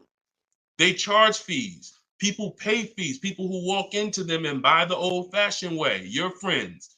Some of my friends who don't know me, most of my friends know me though now. So, pretty much everyone that knows me in real life uses what I teach. But some of your friends, pretty much any of your friends that ain't doing what we teach, they're out there walking into dealers. And the 80% are going to do what the 80% do as long as people keep paying it. As long as people, all right, man, well, look, you're going to have to take some of that off. It's made up to begin with. So how do I win if you're taking off $2,000 of fees you made up and then I think I won? How's that a win? So the tactic is the worst kind of people are going to start so high. It's called padding the deal. So when you walk into the dealership, I'm padding the deal if I'm the worst kind of person. If I'm somebody who I bounce from dealer to dealer, I make a lot of money, but my customer service scores are low, but I make a lot of money, so I always have a job. Now what I'm going to do is you're going to sit down, and I'm going to say, all right, which car are you looking for? Which car are you looking for, Diana? All right, Miss Roberts. All right, here's what we're going to do. Okay, so it's going to be working out about $650 a month. All right. Shoot, that seems kind of high. Here's the problem when you're in a dealer. You don't even know if $650 was the right starting point. Maybe the real starting point was supposed to be $550. But I'm going to start you at $650 because I know psychologically you need to think you won. See, pay attention to this. Pay attention to what I'm telling you. Selling you a car, the way the car business has programmed you, it's not about you winning. It's about making you think you won. It's a psychological game that car salespeople are trained heavily for. So when you come in and I tell you it's 650, or when you look at that car and you see it and you're like, the window sticker says 42, but when we sit down and I say, okay, we got this fee and we got that. All right, so asking price is 45,700. And you're like, wait, but the window sticker says 42. But yeah, these are the add-ons that we have. All right, now I'm starting so high that I can take off money to make you think you won, and I still end up winning because I really didn't take off anything. So this is why we don't play the games of back and forth with fake fees. What we do is we sit at home, we get bids, we look at, if we're looking at pre-owned cars, we're looking at the marketplaces, we're narrowing it down, because my strategy for shopping for used cars is different than new cars. New cars and leases, we use something called the 25 to 5 strategy. That's when we reach out to 25 dealers to get 5 quotes. Used cars, we use the multiple marketplace strategy where we go to all the used car marketplaces and now we look at what the low price is in the market and we sort it down to our top 3, top 5. And then we take it, we got to make sure there's no fake fees on them, because that's a tactic they'll use on used cars. Fake fees, put a price out there. So everything is a screening process. That's what I want you using, a screening process, a sorting process, so that the best deal reveals itself. You don't negotiate for it. But we don't try to turn 80% dealers to 20%. They're never going to be that. Maybe they will if we change the whole industry, and they won't be able to keep their job if they don't change. But for today, 80% dealers are going to do what 80% dealers do.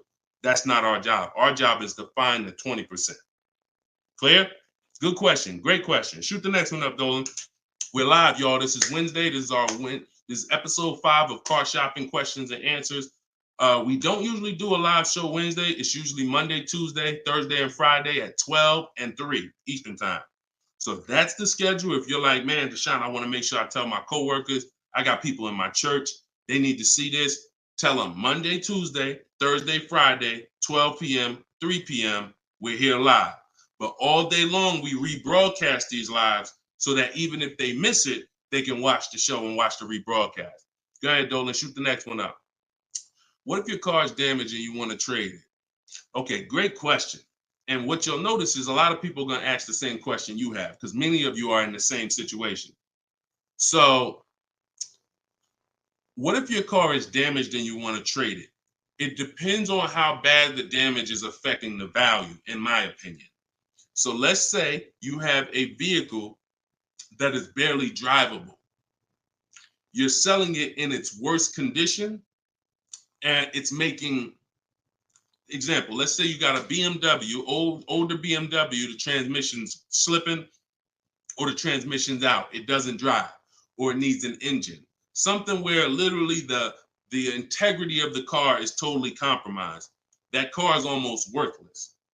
That car is going to be worth $500, $1,000, depending on the year, the mileage, $1,500. Meanwhile, if you put a used transmission in, this is why I'm an advocate. I preach you should always have a great local mechanic, a great local service shop in town that you use when your car has no warranty left. You must have this if you truly want to win, because these guys are usually 30-40% of what a dealer is going to charge, because they don't have that overhead. So what I'm doing, if I got an older BMW, no transmission, a Nissan, no transmission, I'm going to get a transmission from a salvage yard to get a used transmission, a used engine, pay $2,500, drop that in, and then sell the car like that. And I can tell you that that's what my father did. Like, my father bought a GMC Envoy 2009, maybe 4 years after he bought it in 2013. So it was 4 years old when we got it for him. Then maybe 3 years after that, the engine went. So he got a used engine.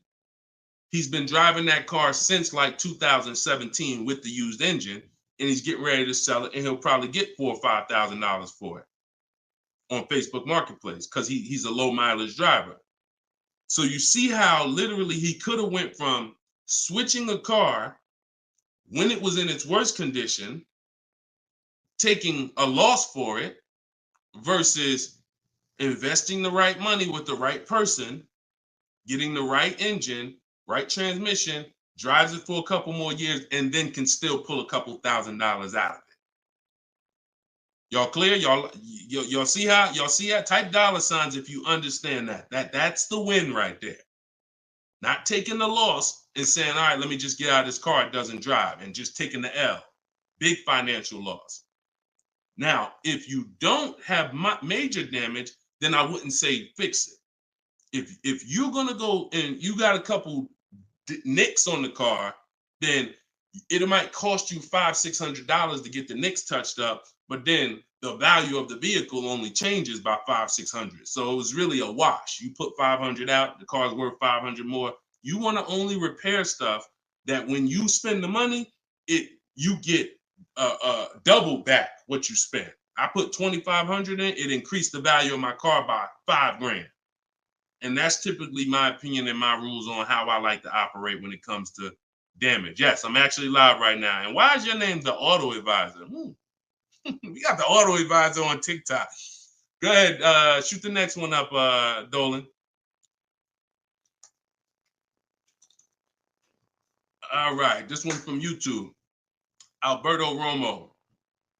My car has some equity. Dealer called me if I want to trade for a new one. Car has less than 30,000 miles. Should I do it? Who's getting calls from dealers right now begging them to come in and look and let them buy your car? Who's getting calls? Who's getting emails? Who's getting letters right now from dealers? Fancy Girl Kiki said me. You're getting calls. You're getting calls. You're getting emails. You're getting letters. Hey, Ruben, we'd love to buy your car right now. Hey, Isaac, we could get you out of your car early. Come in right now. A lot of you, right? I see a lot of you. The reason that's happening, look, he's saying lock on Instagram, me. So the reason this is happening, y'all, is because they're depending on you letting the dealer be your first offer for your car. Now, see, dealers know they're getting outbid right now. They're not able to buy as many cars as they used to because people are getting used to, I mean, it's almost a curse word in my book. We don't use this word. We don't use the word trade. And some of you who have seen me in the past, you know, we don't use the word trade. There's only one scenario where we need to trade, and that's if we have too much negative equity. The reason why we don't trade is because trading is not a bidding system.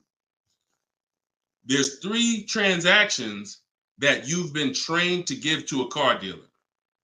One is buying a car from them. That's its own transaction. I bought a car from you. The second is getting the loan from them. That's another transaction. I got a loan from you, because there's other companies out there that only give loans. They don't even care if you buy a car. They don't sell cars. They give loans. That's a clue that there's money in the loan business. Now, the third transaction is people who want to buy your car. When you give your car to the same dealership, you gave them your old car, that's one transaction. You gave them your loan, that's another transaction. And you gave them the purchase of a new car from them. That's 3 transactions. And most times you didn't get bids on any of them. That's how you're losing money. You're probably losing $2,000 here, probably $1,500 on the loan, and then maybe another $1,000, $1,500 on your car that you gave to them. Hidden money. See, I'm not just here to teach you how to car shop from home the right way, strategically using my system. I'm also here to reveal to you the hidden money that you haven't seen in your car deals. So you got to stop doing combining transactions. That's why we don't trade. We get offers in my book, step 2. My book is 7 steps. Everything I teach is 7 steps. Those 7 steps won't change. First step is most important question. That's leasing versus buying. How many years you keep in the car? Second step is equity assessment. I need to get offers for my current car, my current lease, see if I have any equity, see if I can break even, or see if I have negative equity. Third step is deal structure. I need to find out how much this car is supposed to cost if I get a deal on it. I'm budgeting for a deal. See, we don't budget based on how much I could afford. I'm budgeting, I'm looking at a car if I'm going to lease and saying, if I'm leasing, this is what a good deal would be on this car. I'm budgeting if I'm purchasing, this is how much I'm coming up with. Watch this. Many of you go in and I only want to spend no more than $500 a month. Or hey, I only want to spend no more than $30,000. You end up spending $570, or you end up spending $31,500. Or they say, hey, yeah, we got you to $30,000, but what about the taxes? All right, well, I guess I'll just put that on a credit card. So you end up going over budget because you shop with your max budget in mind. We never shop with our max in mind. We shop with multiple goals below our max so that we always, no matter where we land, we're under our max budget. That's step 3. Step 4, we do something called shopping, not buying. We don't mix the two with my system. Shopping is deciding what you want. Buying is step 5 when we go into the market and we start getting offers on what we want. But when you get to step 5, you're in the market getting offers. Step 6 is paperwork and protection. All that paperwork that you need to know. All right, do I need this product? Warranties, all of that is step 6. And then step 7 is delivery. So everything I'm teaching you falls under one of those 7 steps. And I'm trying to get you to use a system instead of winging it. If you don't wing it, you'll be fine. But step 2, Alberto, is the equity assessment, where you're getting offers to find out what your car is worth. You can give the dealer an opportunity later to beat it, but you need to know. That's why we don't respond to those. Hey, come on in. Let me look at your old car. Let me buy your old car. Hey, come on in. Let me see. You need to call your bank for a payoff, and you need to go to CarMax, Driveway, Carvana, Kelly's Blue Book Instant Cash Offer, AutoNation, Sell My Car, Car Guru, Sell My Car. Take you 20-25 minutes to do your equity assessment, and you got real cash offers that you'll know if I have equity in my car, and you'll know these people can cut me a check in an hour. And now let me go prepare to shop for my replacement car because these companies already bid on my old car. Type clear if y'all are clear on that. That's the equity assessment. That's my 7-step system. That's why my book is called Cars from Home, 7 Steps to Saving Time, Money, and Avoiding Dealerships. All right. All of you could get a copy. You could get your copy for 75% off. It's normally $97, but as part of our launch, you can get it in my TikTok bio for 30 minutes for 75% off. Once the timer goes back up, once the timer expires, it's back up to $97. So get your copy before the timer runs out. Same thing with Instagram. Go to my Instagram bio. You'll have it 3 minutes and you come back to the show. And if you're on Facebook or YouTube, we got links in the comment section for you. All right. Great question, though. Look, go ahead. Shoot the next one up, Dolan. Oh, it said, this man, bro, spitting gold fire for real. I hope this isn't going over anyone's head. Me too, bro. Listen, me too. Keep that question up. Fancy girl Kiki from TikTok. But me too, bro. Like, I'm sitting here, man, and I pray every day that the Lord help me to look. I want you to even see. I gotta unlearn. That's why I represent this brand.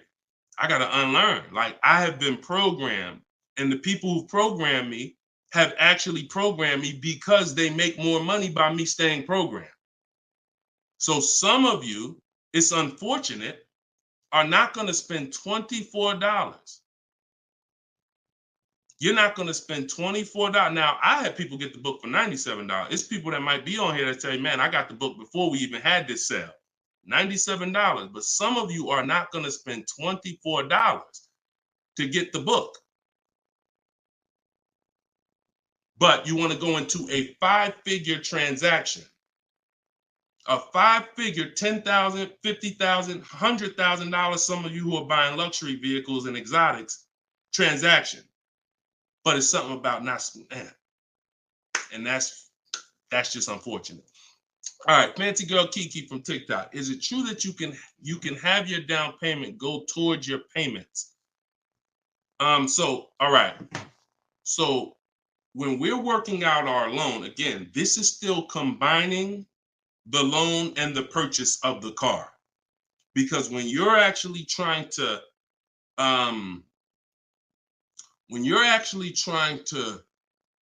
figure out and hope your down payment goes towards the payments and actually goes towards the car versus you basically just giving it to the dealership or maybe losing it to, not going to the car, you're mixing. Because when we're shopping, we have loan. When you buy your car, if I'm financing, right? Give you an example. When I bought my Infinity truck, I'm shopping for the car. Once I get the car, now, and I use my perfect budget calculator. It's in my book. It's a calculator I created. See, that stuff I can't even explain on this show. I can't explain how a calculator that I created works. It's a surprise when you get there, when you read and you're like, oh, this is a calculator. I've never seen nothing like this before. I know, because I made it. And I got like 5 of them in there. So, but when you're trying to do what it does, I could tell you how to do this manually to some degree. When you got to know what you can spend. That's why we have that budgeting exercise where in order for me to be at a $450 a month payment, I can't get any more than a $22,000 loan. If I get more than a $22,000 loan, then I'm going to have more than a $450 payment. So now you might say, okay, 6 years though, because if I go 6 years on the loan, then maybe I could get like $25,000 depending on my interest rate. But I need to know how much car I can buy based on where I want my payment to be. So now once I establish that in a budget exercise, you can do that with some calculators online, try to, but you have to account for taxes. The reason why these calculators don't work well, because they're not going to account for the taxes. They're not going to account for, any down payment you want to put in, and they're not going to account for any equity you may be getting. And then they're not going to give you these goals for, all right, a 5-year loan or a 6-year loan is 2 different prices. $450 a month for 5 years is not the same as $450 a month for 6 years. If I get a car at $450 a month for 5 years, I got a better price on it than if I got it for $450 a month for 6 years. So these are the things that you kind of got to have in your budget so that all right, this is how, because it does me no good to know that I could go and spend $35,000 on a pre-approval. What does that do? How does that equate to what I can actually spend? I don't want to spend $35,000. That's a $700 a month payment. So, but once you establish the budget on how much I can spend, now you go find the car. So I'm shopping for the Infinity, and I'm shopping knowing all of these cars are within my budget. Now, when I actually get the car, now what I'm doing is going and I'm finalizing my loan and having multiple dealers, multiple banks and credit unions give me offers for my loan. Everyone can run my credit with a hard pull because I'm within the rate window where it's not going to affect my credit negatively. It's only going to weigh as one hard pull. I know you have heard, oh, don't let all these people run your credit. If you do this right, according to how you're supposed to rate shop, you can Google rate shop. In fact, I'll show you right now. I'm going to share my screen so y'all can actually see. See, it's the information you don't know that's costing you. It's the information that you don't know that is costing you. Look, if I go to Google and I type in rate shopping, Experian.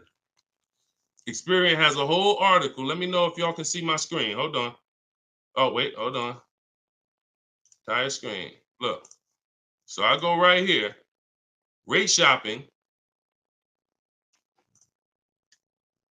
They have a whole article about how to properly rate shop. And let me see. Look, the FICO score window is 14 to 45-day period, depending on which version is used to calculate the score. So we do it in 2 days. We do it in 2 days. So we don't even use the 14-day window. That's why we don't let anybody run our credit with a hard pull until after we already find our car. So now you come in and you are I'm letting all these people run my credit to get their offers for my loan, their offers for my interest. And then what I'm doing is whoever makes the best deal there, I'm calling the dealer and I'm giving the dealer an opportunity to beat it. Because the dealer has another 7, 8, 10 banks that they might, let me see if I can beat that because I like to earn the business. And that's what I call the bank bidding war blueprint. So I'm putting that when you get my book, you actually get the bank bidding war blueprint because I haven't combined it with my book yet. It's going to take me probably about 30 days to combine it into my book. So I just send the book and I send the bank bidding war blueprint. That strategy right there is called the bank bidding war. So we're not worried about if our down payment's going to go to the car, because our loan is always worked out with the bank, not with the dealership. Okay? Separate these things. When you start separating these things like I want you to, you're going to see I can't get into the same trouble I used to get into. Okay? Go ahead. Shoot the next one up, Dolan. Great question. Are you even actively selling cars, or are you just selling books now? No, we're all in the education business. I haven't sold cars since 2020. TikTok, what's the best way to approach a used dealership? From home. All the marketplaces. So you don't want to, if you're shopping for a used car, you cannot afford to miss a place where a used car is. What does that mean? Car Gurus, Auto Trader, Carfax.com, CarMax.com, Carvana, Driveway, eBay Motors. There's 8 marketplaces that we use. Vroom used to be on there, but Vroom's out of business now.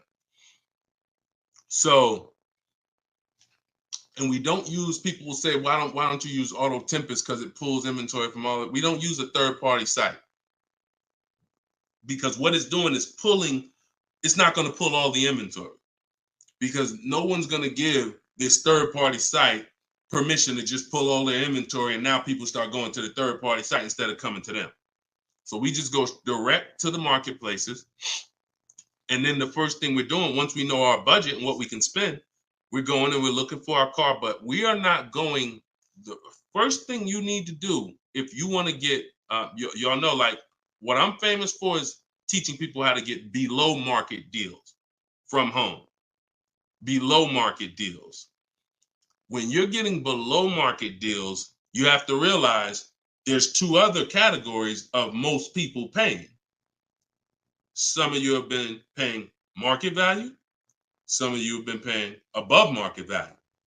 So below market value means there's 2 categories that we want to buy below what they're paying. Okay? So we got to have that in our mind. Below market. Like when you look at Eddie. Look at Eddie. This is 2023. This was last year. Still coming out of low inventory. He got a 2023 Camry hybrid. And the hybrids last year, they were on fire. On fire. Like, so they were still charging $2,000, $3,000 over sticker price for the, he got $2,086 under MSRP getting bids. That was his lowest bid. Okay? He said I had a 1-week window. So those of you who are like, Deshone, I need a car in a week. When you get bids, it ain't nothing. He said I actually completed the process in 4 days. So below market deals where people are paying sticker price and they think they won. You know what? Hey, you know what? The best deal is, at least I didn't get a markup, sticker price. Now, let's get back to approaching the used cars. When we open up when we get in used cars. Oh, wait a minute, yo, banana dad, you funny, man. So when we get in used cars, so our goal, before we could get a below market used deal, we have to know what the market prices are. So when we open up those marketplaces, the first thing I want you to do is look and sort from lowest to highest prices on all of them. Lowest to highest prices. Well, the first thing we actually do is start an account. You want an account because we want to get alerts of all new inventory. So we start an account on all the marketplaces that we can start an account on. Now we're going to look and sort from lowest to highest, and we're going to look and see what the low side of the market is. Low side of the market, low side of the market.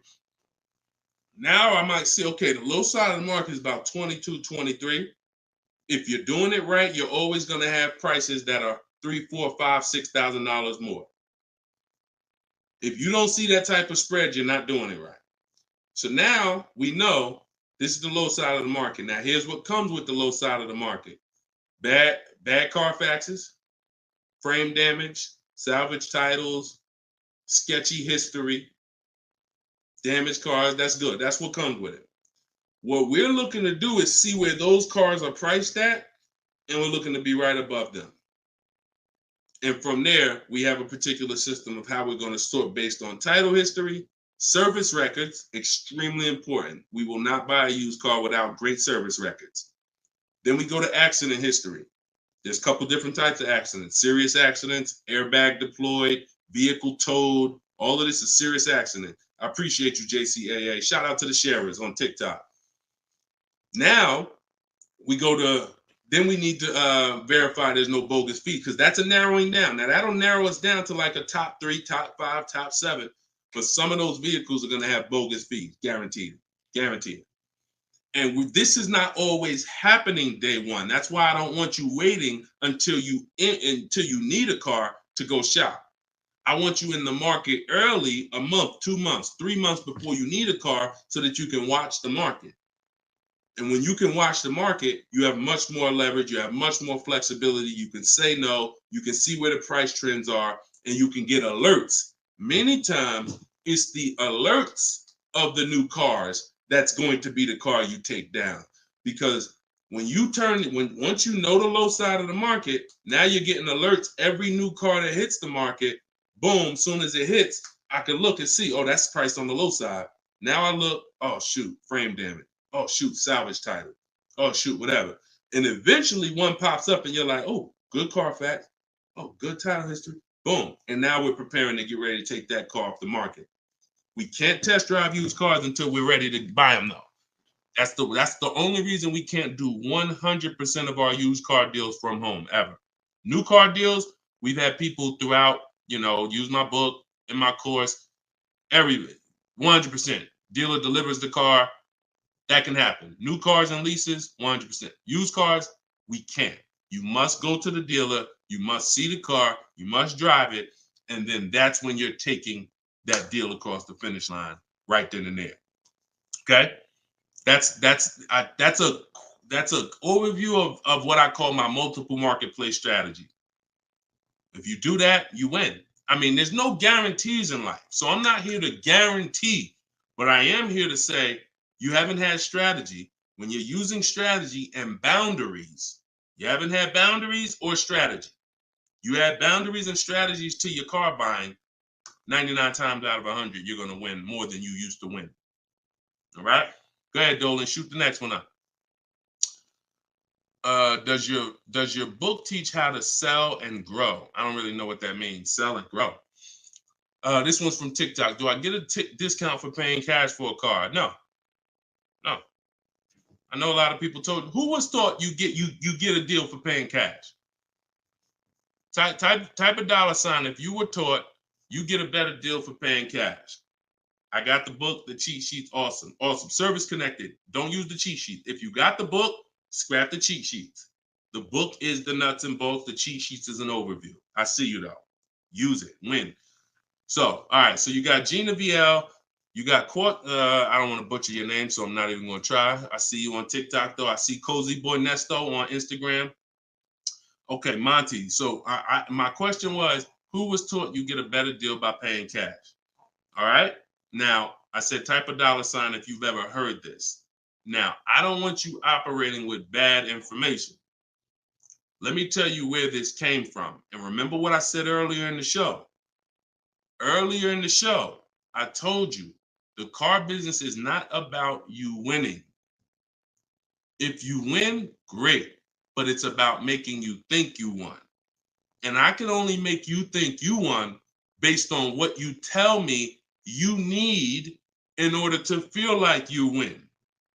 So if you come in and say, listen, man, I'm paying cash, man, y'all got to do something better for me. I'm not going to sit here and tell you, well, you don't get a better deal for paying cash. Now, I would tell you, listen, I'm going to be honest with you. You can get this price whether you pay cash or not. So, like, there is no, but somebody who's like not going to be willing to go and tell you that, they're going to make it look like, all right, I got to make you think that the deal I'm giving you is because you pay cash.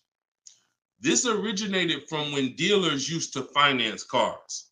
There are still people and you may be one of them, who think the dealer owns your car after you get it. That's why there are people who say if they can't afford a car, they say, man, I'm gonna get a dealer back their car. It's not their car anymore. Unless you're dealing with like a buy here, pay here place where they're actually extending the loan to you, it's not the dealer's car anymore. But back in the past, dealers used to extend loans. They would hold the financing. So if you offered them all the money up front, it was an incentive for them because they knew it guaranteed they get the money now. And it also saved them interest. It saved them, if they were holding the note, then they're still technically paying for that car. And they're like, okay, I could save you another $1,000, $1,500, because you're going to give me all the cash up front.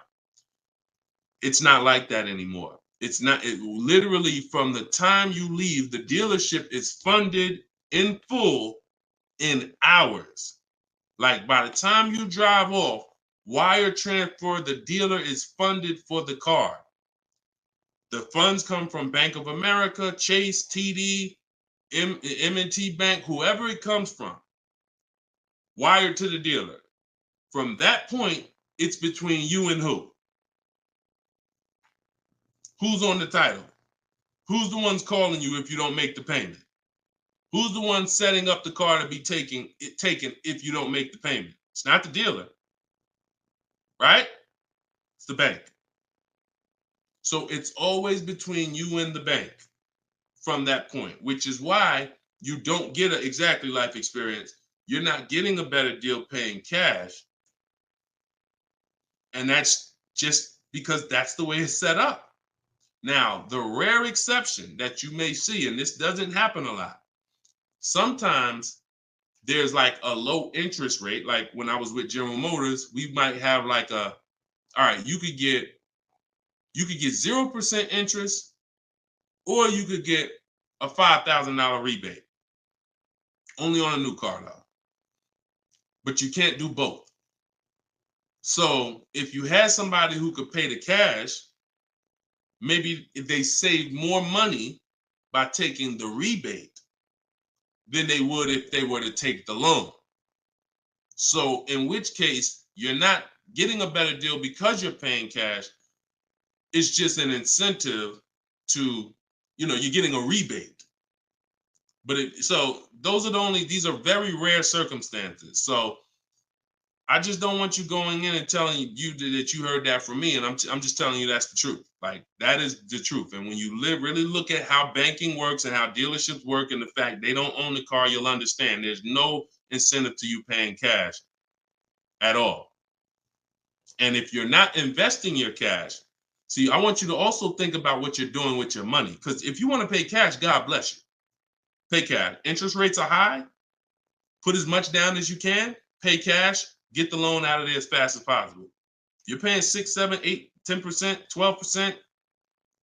Get the loan out of there. Pay it off or make a large down, only finance a small portion of the car. But if the rates are low, which at some point we do believe rates will be low again, or I always tell people in the bank bidding war, you got to check, see if there's any special interest rates. There might be 0%, might be 1%, 2%. So if those instances exist, there are people who your money's invested. You're getting 8% on your money. You're getting 6%. You're getting 10%. You're in real estate. You're getting 15%. It makes no financial sense to take that money that's earning money for you out and put it into a car that is going to lose money for you. That $20,000, $50,000 you put in the car is going to be worth half of that in 3 and 4, 5 years. 5 years, it'll be worth half. So these are the things I talk about. I don't believe in one size fits all car advice, y'all. That's why I'm always saying it depends on this situation. If you're this type of person, if you're keeping your cars 8 years, you should be buying. If you're not keeping your cars 8 years, you should be selling. You should be leasing.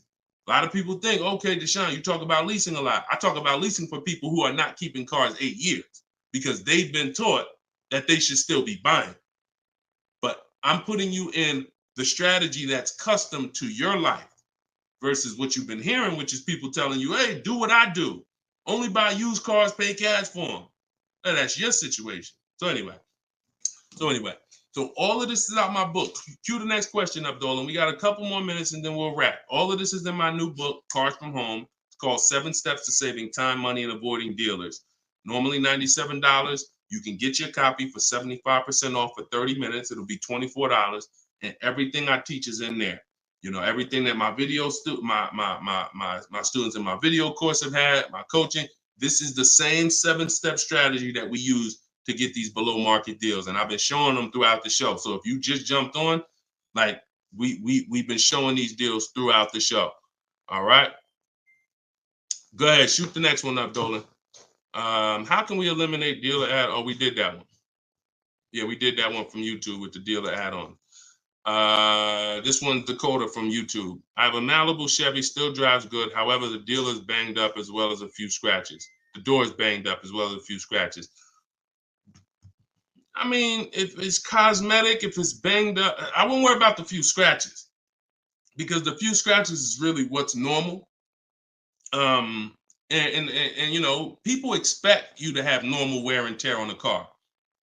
Some people think, hey, if I have a, you know, even with leasing, you're allowed to have wear and tear, a couple nicks, dings, they allow that. They don't expect you to bring the car back perfect.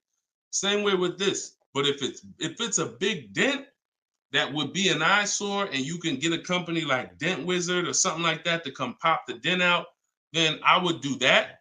That might be $200, but it might make a buyer pay, you know, $1,000 more for the car. Because if I come and I see the doors banged up, I probably want $1,000 off depending on what you asking. But if I come and see you done smoothed it out, now you could ask, and I'm less like, you know. So that stuff that you can put a little money in that gives you a bigger return when you go to sell a car. Okay, in my opinion. Okay, show and tell. I have the book. Is Maps Academy different? Yeah. Maps Academy is my video program. The book is the 7 steps. I have a video library that's 7 steps in video, and then Maps Academy is, you know, my video program, and I coach people. So we do these Zoom calls, so we make sure we answer questions. So I always say, get in where you fit in. You know, get in where you fit in. I don't care how you get the information. Get the information. You want to get it from my free videos on social media. You want to cycle through those. I got hundreds of them. Piece things together. Get in where you fit in. You want to be on the live show. Try to piece it together.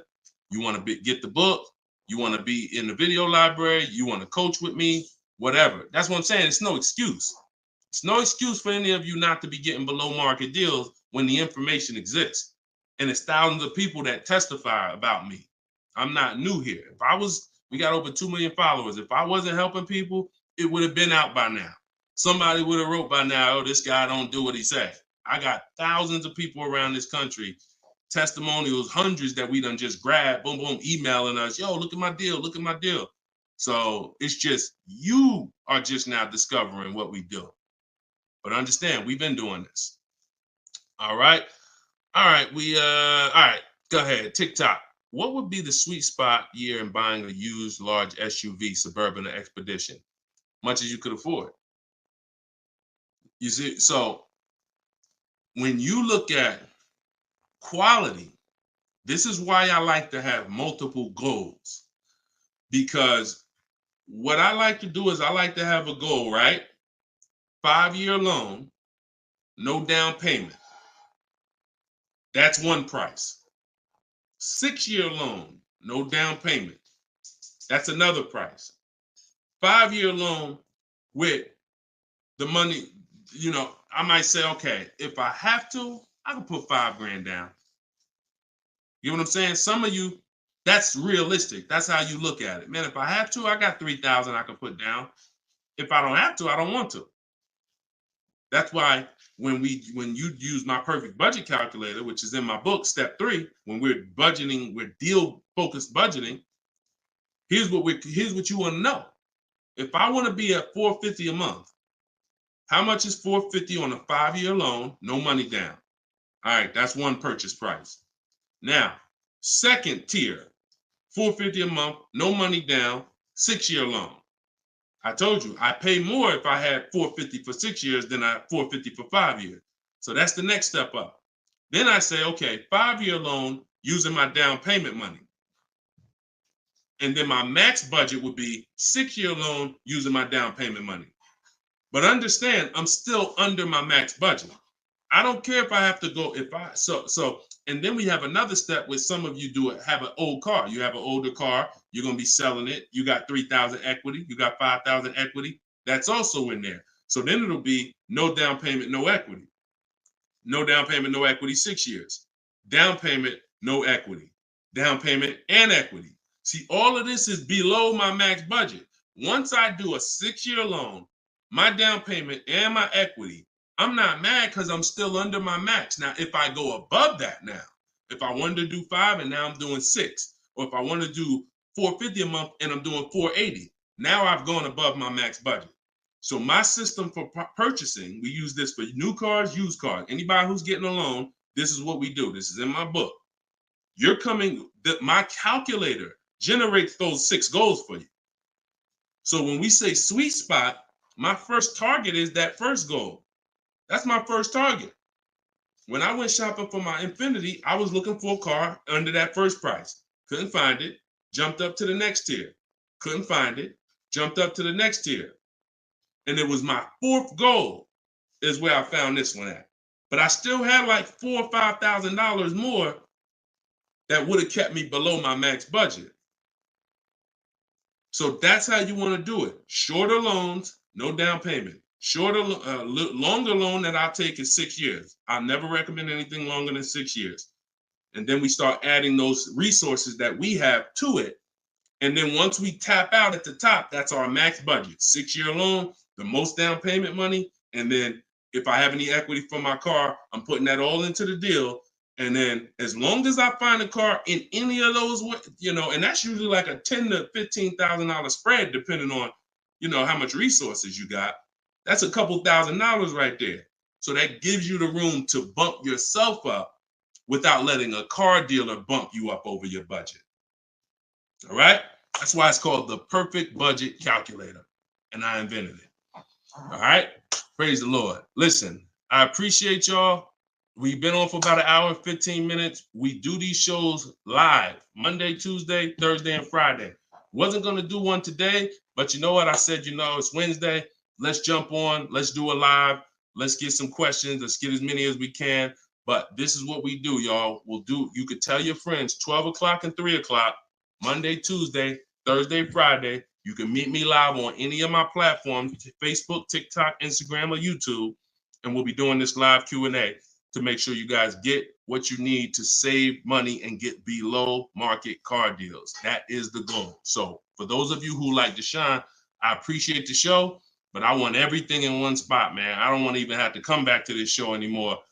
That's all in my new book, Car Shopping. It's called Cars from Home, 7 Steps to Saving Time, Money, and Avoiding Dealerships. You can get it for 75% off in my TikTok bio. It'll be in your inbox. And everyone who gets a car, who gets a book, right when you purchase, I give you a support email.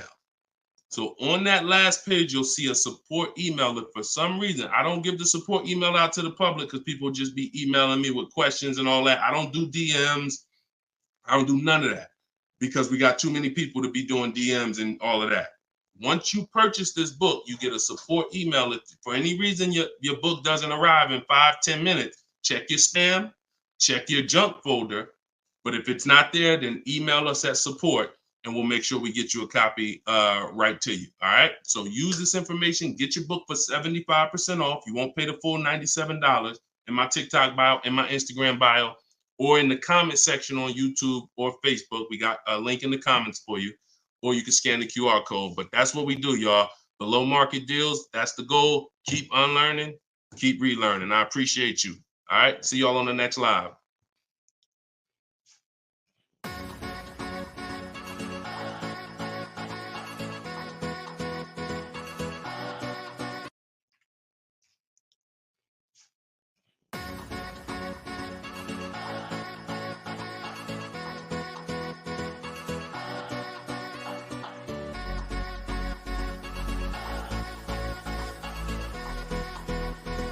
worst possible thing you could say when you walk into a car dealership. I spent 5 years with Mercedes-Benz, 5 with General Motors, and the worst thing a person could say when they walk in is, if you could just get me to this payment, we got a deal.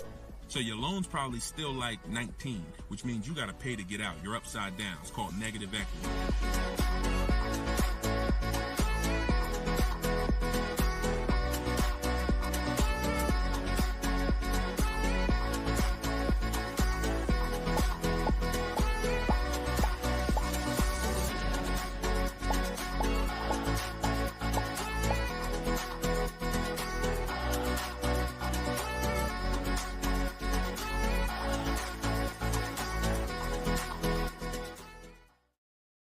Gail, welcome everybody to episode 6 of Car Shopping Questions and Answers. I am your host, Deshone, publicly known as Deshone the Auto Advisor. We do these shows Monday, Tuesday, Thursday, and Friday live at 12 p.m. Eastern Time and 3 p.m. Eastern Time. So I know some of you may see our live rebroadcast. That's for you to tell your friends about. That's when you can't make the show, you catch the rebroadcast.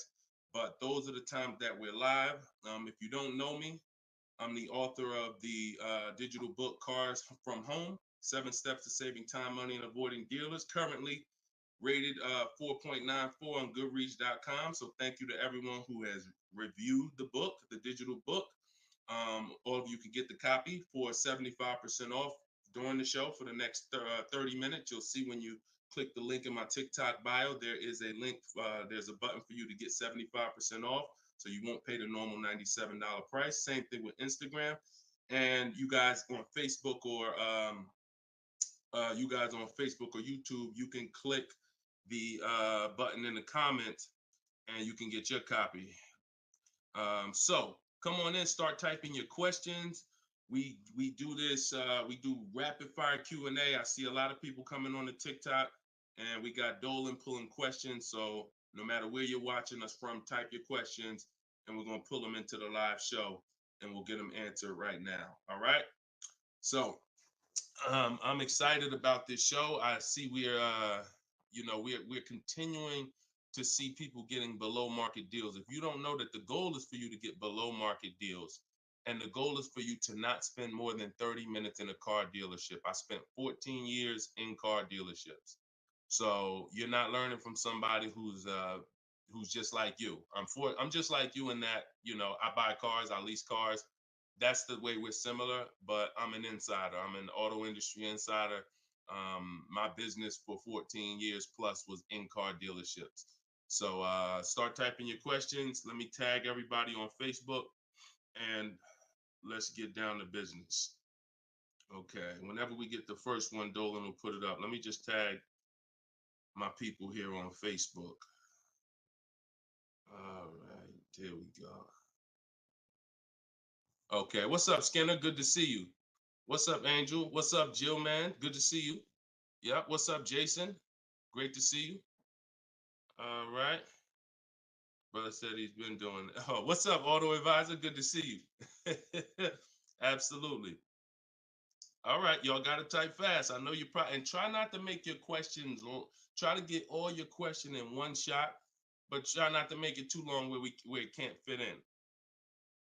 All right, this one's from TikTok. Isaac from TikTok said, best current APR rate for tier A1 credit. So the best APR is always going to come through getting bids. Now I know this is new. This is new to most of you, but getting bids is how you're going to get your best and guarantee your best car deal, your best loan. So I'm going to lay out this process we call the bank bidding war. And if you follow this step, you'll be able to have 10, 15, 20 banks and credit unions bidding for your loan. And then you'll be able to pick the best one. And the way you do this is extremely important, because if you do this right, then it's only going to have the same effect on your credit score as one hard inquiry. So think about what we're saying. We're going to allow multiple people to access our credit with hard inquiries, but at the end of this period, after we get our car, the weight on our score, the effect on our credit score is going to be one hard inquiry. So the first thing, there's 3 rounds in the bank bidding war. The first round is to always check and see if there's any special interest rates or special promotional rates that are being advertised for the car you're looking for. So let's just say you're shopping for a, Kia Telluride. You're gonna now check and see, is there any special interest rates? 0%, 0.99%, 1.99%. All of these rates are like a finance rebate. That means there's no bank or credit union that's gonna beat them.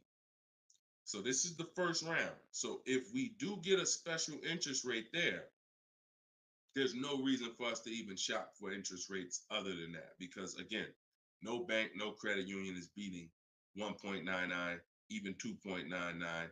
Now, here's what you have to check when we do that. How long is that loan? Because some people might give you 1.99, but it's only for 36 months. And some of us are not going to take a loan for 36 months because the payment's going to be too high. You might need a 5-year loan or a 6-year loan.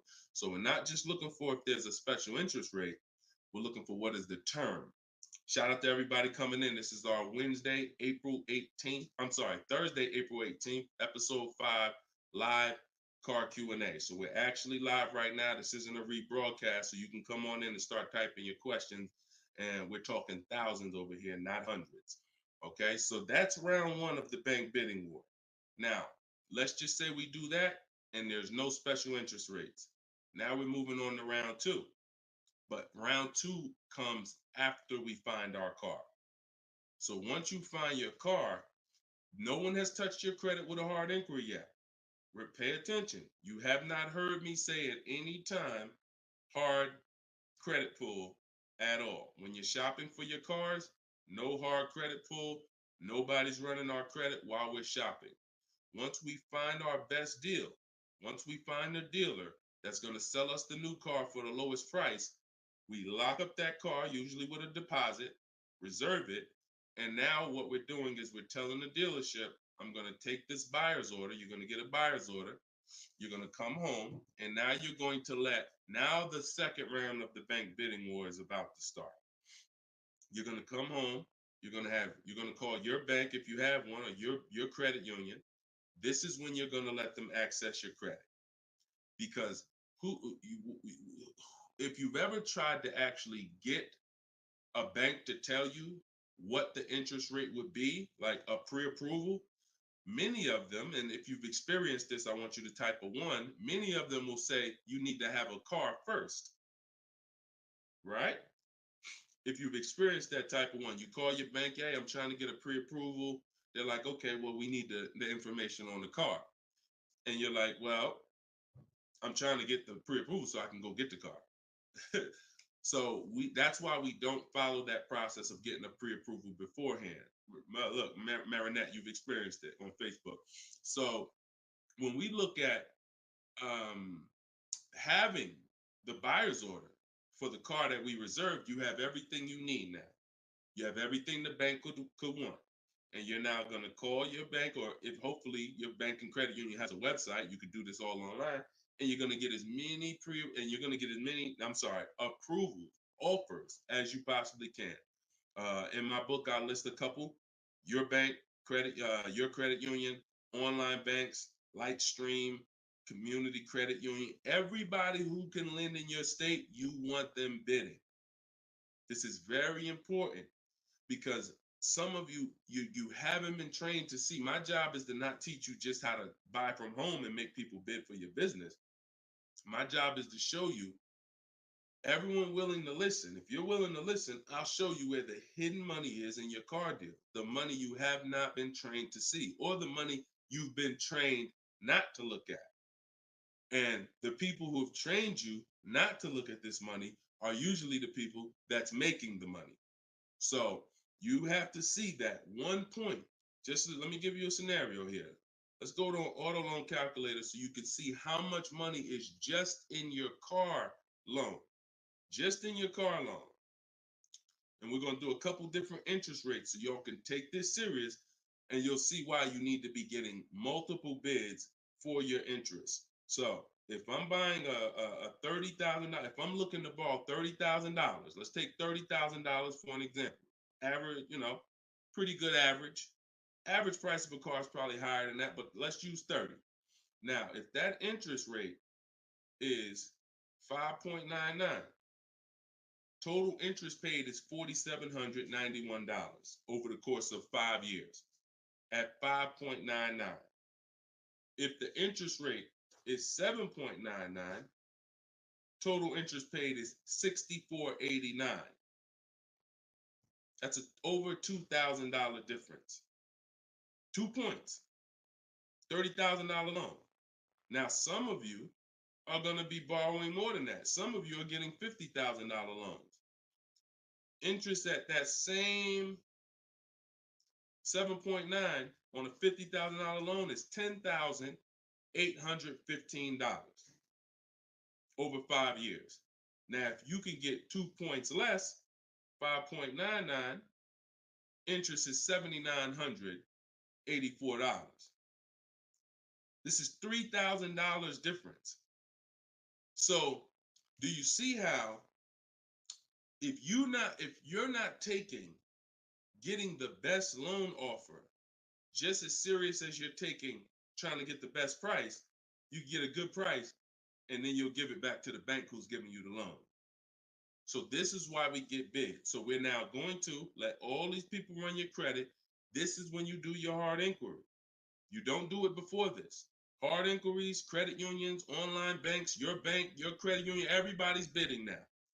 And now what you're going to do, once you take the best offer from that round, that's round 2, that's when you're going to call the dealer and you're going to tell them what that best offer is and see if they can beat it. Because the dealership has another 7 to 10 to 12 banks that they're going to be competing to try to get your business.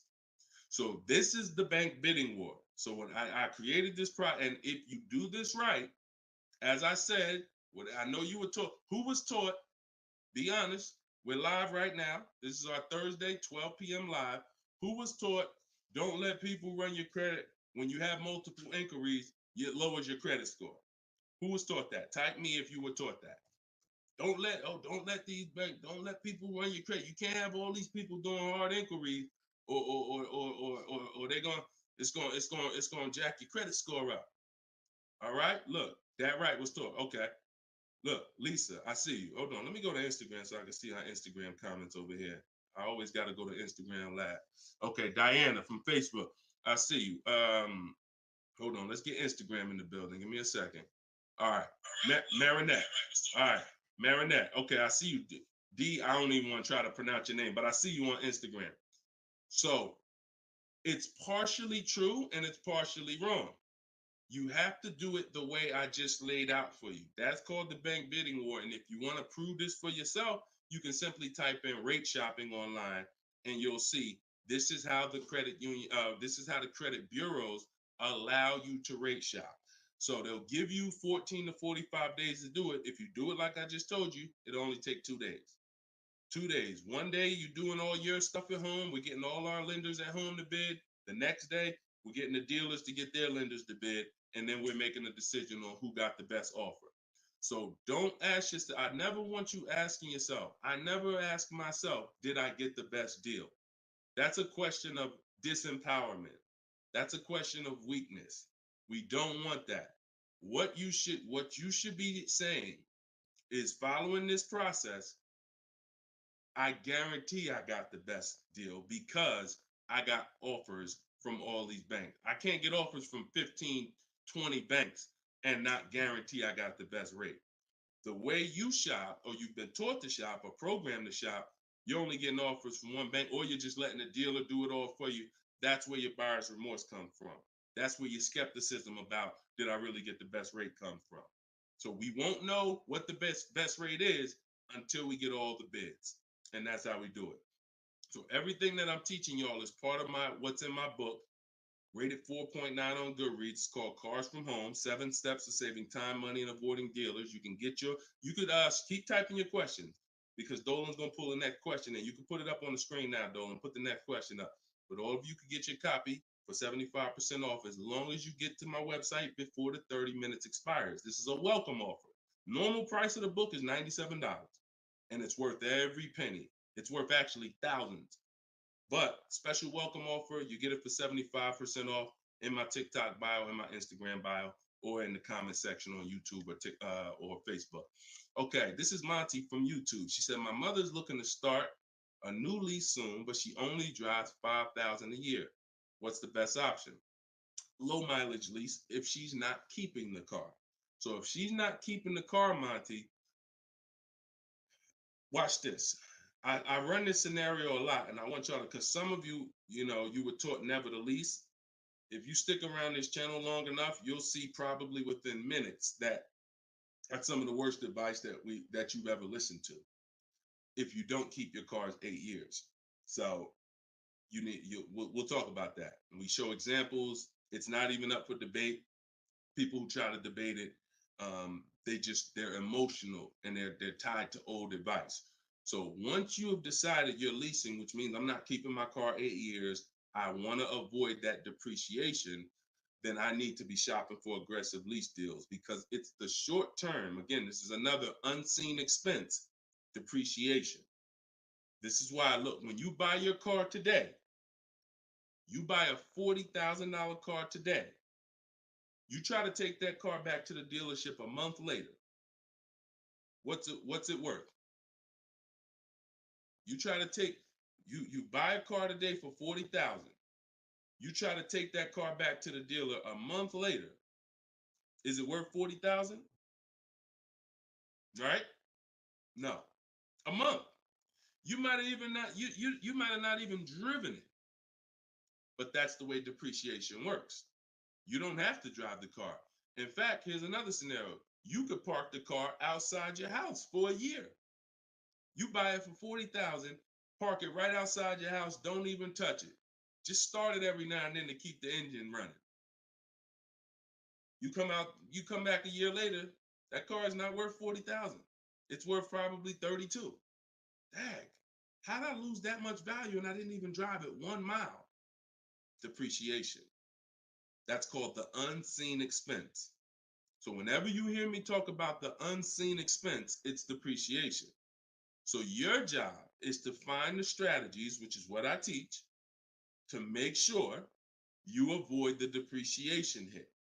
So if you buy a car, Monty, even if she doesn't drive it, even if she only drives it 5,000 per year, 5,000 miles a year, like you're saying, she's losing value.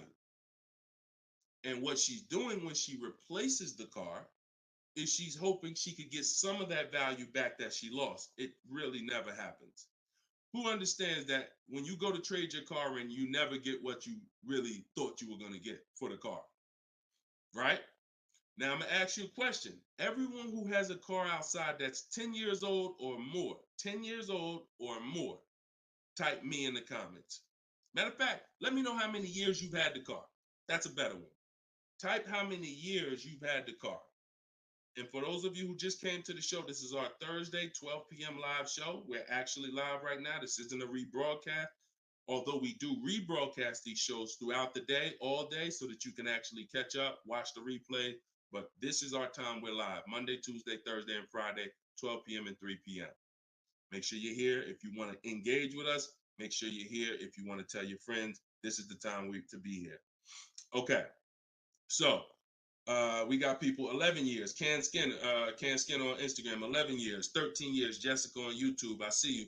6-year Jeep Wrangler. Well, I wanted to hear from people who are longer. 2018 Sakia. So, all right, 15 Tahoe. Okay, I'm talking about the people who've had a car 10 years or more. One thing about you that listen, are y'all worried about how much you're really going to get for that car? Are you overly worried about it? Most of you are going to say, no, not really. It's worth a couple thousand, but you've used most of the value. You understand that? Look, Big Meek said I got 08 4Runner on TikTok. So we understand when you have kept your car long term, I'm not concerned with resale value much, because my whole goal with having this car was to use up most of the value.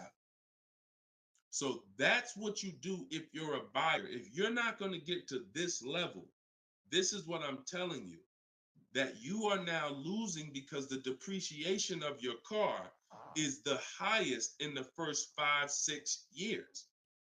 So in order for you to win, you have to keep that car, what I call the 8-year rule, 8 years. That's when the depreciation starts to level out, where you're not losing value like this. And so regardless of how much you're driving, that's not the key. That's not the key. Monty's mom is driving 5,000 miles a year. Who's a high mileage driver driving more than 18,000 miles a year? Type HM. I want you to know, I want to cover all the bases for this question here. Oh, what doesn't matter whether you're a high mileage driver, low mileage driver, it has nothing to do with how much you drive, because that's not what's killing you. It's the depreciation based on the time you have owned the vehicle. And if you're not keeping that car 8 years, you should be shopping for aggressive leases. Now, before we go to the next question, I'm going to show y'all an example of why it is impossible. Yes, impossible. No way, shape, form, fashion. You can get a great deal if you purchase, but you should have leased. Okay? Let's use this scenario. Let's use Frina. Let's use Frina as an example. So Zafrina, she picks up, and you can see this date. She's recent. This is just, not too long ago. So Frina gets a $65,000 Jeep Grand Cherokee. She uses my system. You can see she uses the Cars from Home system, where she gets bids, multiple bids. We get at least 5. So don't look at this price and be like, oh, Deshone, that looks incredible. Yeah, that's because we get this through bidding. You get the best price. That's what we do here. So stick around, you'll understand if you're new to the show. But she's paying $579 a month for a $65,000 Jeep Grand Cherokee. Just so we can, let me level this out for y'all. If she pulls up to someone who decided to purchase because they didn't understand leasing, or they was taught never lease, so they're going to go in, they want that same truck as her. Let's just assume they got a ridiculous, how much is a great discount on this Jeep? I want to use your numbers. Type in the comments, what do you think is a great deal, a great discount? She go in just don't be realistic though. Somebody walk in, she going and she looking at this $65,000 Jeep. Somebody's going to purchase it though. What would be, because I want to show y'all that even at the best discount that you could name, realistic though, you're still going to lose if you purchase compared to somebody who leased. Go ahead, throw some numbers out. What's a big discount? Okay, look. All right, I'm going to make up a number because it's like, okay, 600. No, not a payment. Not a payment. I'm talking about, okay, Aux the Pro said 20%. Now, we already know saving 20% off a new car is pretty much never going to happen, right? We can agree. That's usually never going to happen, 20% off the price. Let's see how much 20% is. So 10% would be $6,500. 20% would be $13,000. So let's say they knock $13,000, an impossible discount. Someday somehow we do something never been done before. They end up getting this car for $53,000. $53,000. Every $5,000 on a loan is how much per month, y'all? Some of you know, some of you seen my videos, some of you been on the show before. Every $5,000 on a loan is about how much per month? $100. Exactly. So let's do this math now. Continuing to drive this point home that there is no way for you to get a great deal when you purchase, but you should have leased. So the same person who just got this unbelievable, never gonna happen discount of 20% off a brand new car, $53,000, what's their car payment? $53,000, car payment's about $1,050 a month. $1,050 a month for 5 years. Let's just say they take another year on the loan. They say instead of a 5-year loan, let's take a 6-year loan. $900 a month for 6 years. Freena's paying $579. Is that sinking in? Type $ if that's sinking in. that, whoa, you telling me, Deshone, the same price that this person just got, and she got a ridiculous lease on it, she's paying $579 a month, even if a person got an never gonna happen discount. I literally just took what my man here on Instagram threw out, and he knew he was throwing out something crazy by saying 20%. Even with the 20%, payments $500 a month more than Frena got leasing it. Now let's do one more scenario here. One more. See, all of this is what I'm teaching. This is in my book. This is why the book is 4.9. Goodreads.com. Thank you to everybody who's reviewed the book, Cars from Home, 7 Steps to Saving Time, Money, and Avoiding Dealerships. One more scenario. Let's throw a used car in here. So we already looked at Frena's deal, brand new, great lease. Second, brand new, never gonna happen discount. Now let's throw a used one in there. Let's say somebody says, you know what? I'm looking for hold on, I want to put that back up, Dolan. Let's keep that up, because we're talking about this scenario. So please put Frena's deal back up on the screen, Dolan. Matter of fact, here, I got it right in front of me. All right. So we got third scenario here. Somebody now is saying, all right, I'm gonna find that truck used though. So instead of 65, good price on a used one, let's say we find one that's like 40% off, 3 years old. Again, I'm using extremes to show y'all. So some of you are like, Deshone, if you're using extremes and it's this different, dang, I've been overpaying by not understanding leasing. Yep. I wish I had Dave Ramsey here. I wish we could get Dave Ramsey on the show. You know, I wish he was in the audience. I wish him, you know, because unfortunately, look, shout out to Dave. I know he has the right heart, the right intentions, but he has the wrong information. He's what I call confidently incorrect. That means dangerous. You're dangerous. When you're confident and incorrect, you're dangerous to yourself and others. So now, used car, somebody gets this car, they knock 40% off the price, and they get one for like $40,000, $65,000 truck. I got one 3 years old, I paid 40 for it. Every $5,000 we just said is about $100 a month. 40, payments $800. You take a 6-year loan, payments $725. On a used one, we're no longer even talking apples to apples with the vehicle. On a used one, $579 Frena's paying, $725 for a 6-year loan on a used one, 3 years old, 1 year on the warranty left. Then you're on your own. $1,000 a month to buy a brand new one. See, son, you getting mad yet? Are you getting mad yet at the people who taught you not to lease? Now, who should be? Because some of you, if you just tuned in, you might be thinking, oh, Deshone, so should I only lease? No. If you are not keeping your cars 8 years, then you should only lease. Because when you buy, if you keep the car long enough, you can win. Because you're going to pay double what Frena's paying if you buy a brand new one. You're going to pay more on a used one, but eventually you pay off the car, you keep it 8, 10, 12 years. The longer you keep it, you can catch up. You're still not going to, you get what I'm saying? Because Frena's always going to have a payment. If she keeps leasing, she's always going to have a payment. But if you keep buying your cars, trading them in 5 years, trading them in 6 years, trading them in 4 years, you are no way, shape, or form even close to this. You're thousands and thousands of dollars away. There's thousands of dollars more every year coming out of your bank account than someone who understands leasing.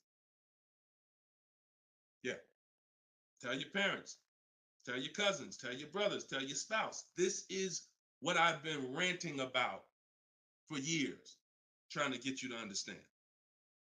That's why I say there's no way to get a great deal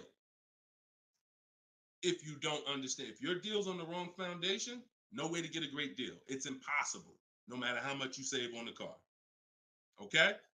So yeah, we go deep on that today. Good. I'm happy we got a chance to go deep. All right. I see a lot of people typing $signs. You understand. All right, Dolan, shoot the next question up. Skinner, I see you on YouTube, man. It's real.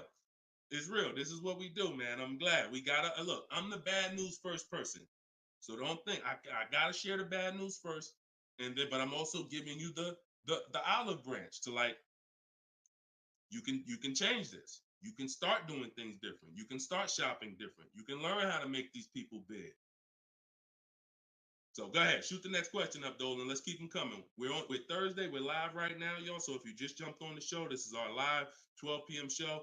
Type your questions, and can y'all tap the screen on TikTok? Can we shoot those likes up?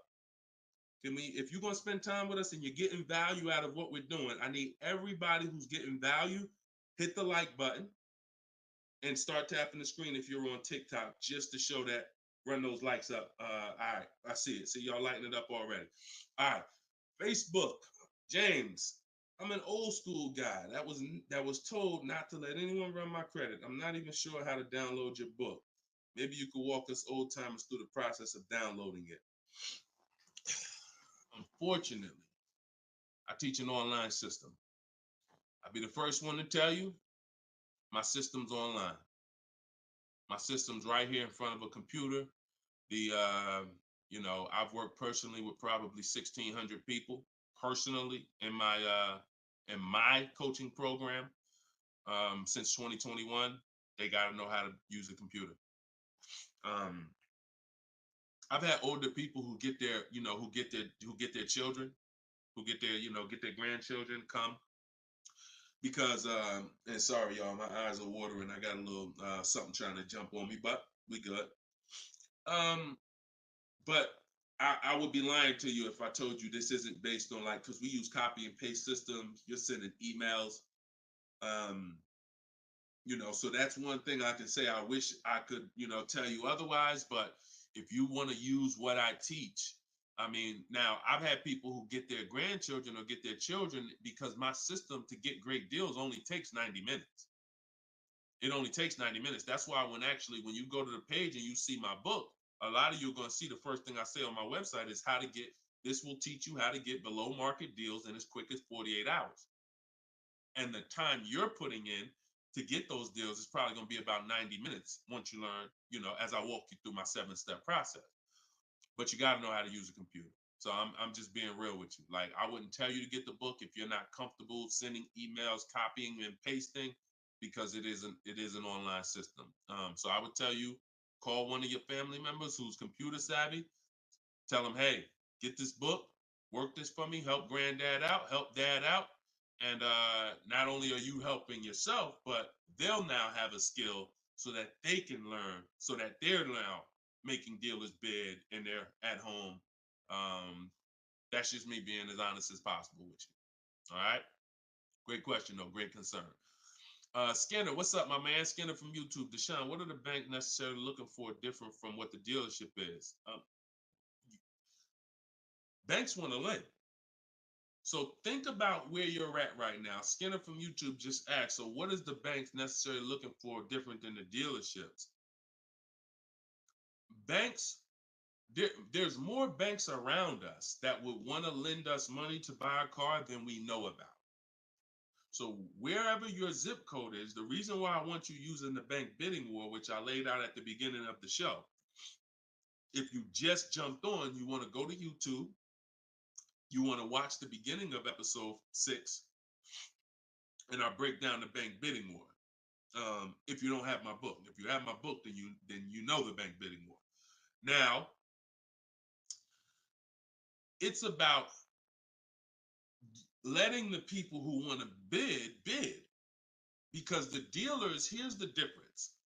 It's your positioning. When a dealer knows you don't have any leverage, you haven't shopped bank offers, you're basically waiting for them to tell you what their bank said. Here's usually the conversation. What is the most interest? What is the highest rate you think they'll take? What is the highest rate that we can actually get them?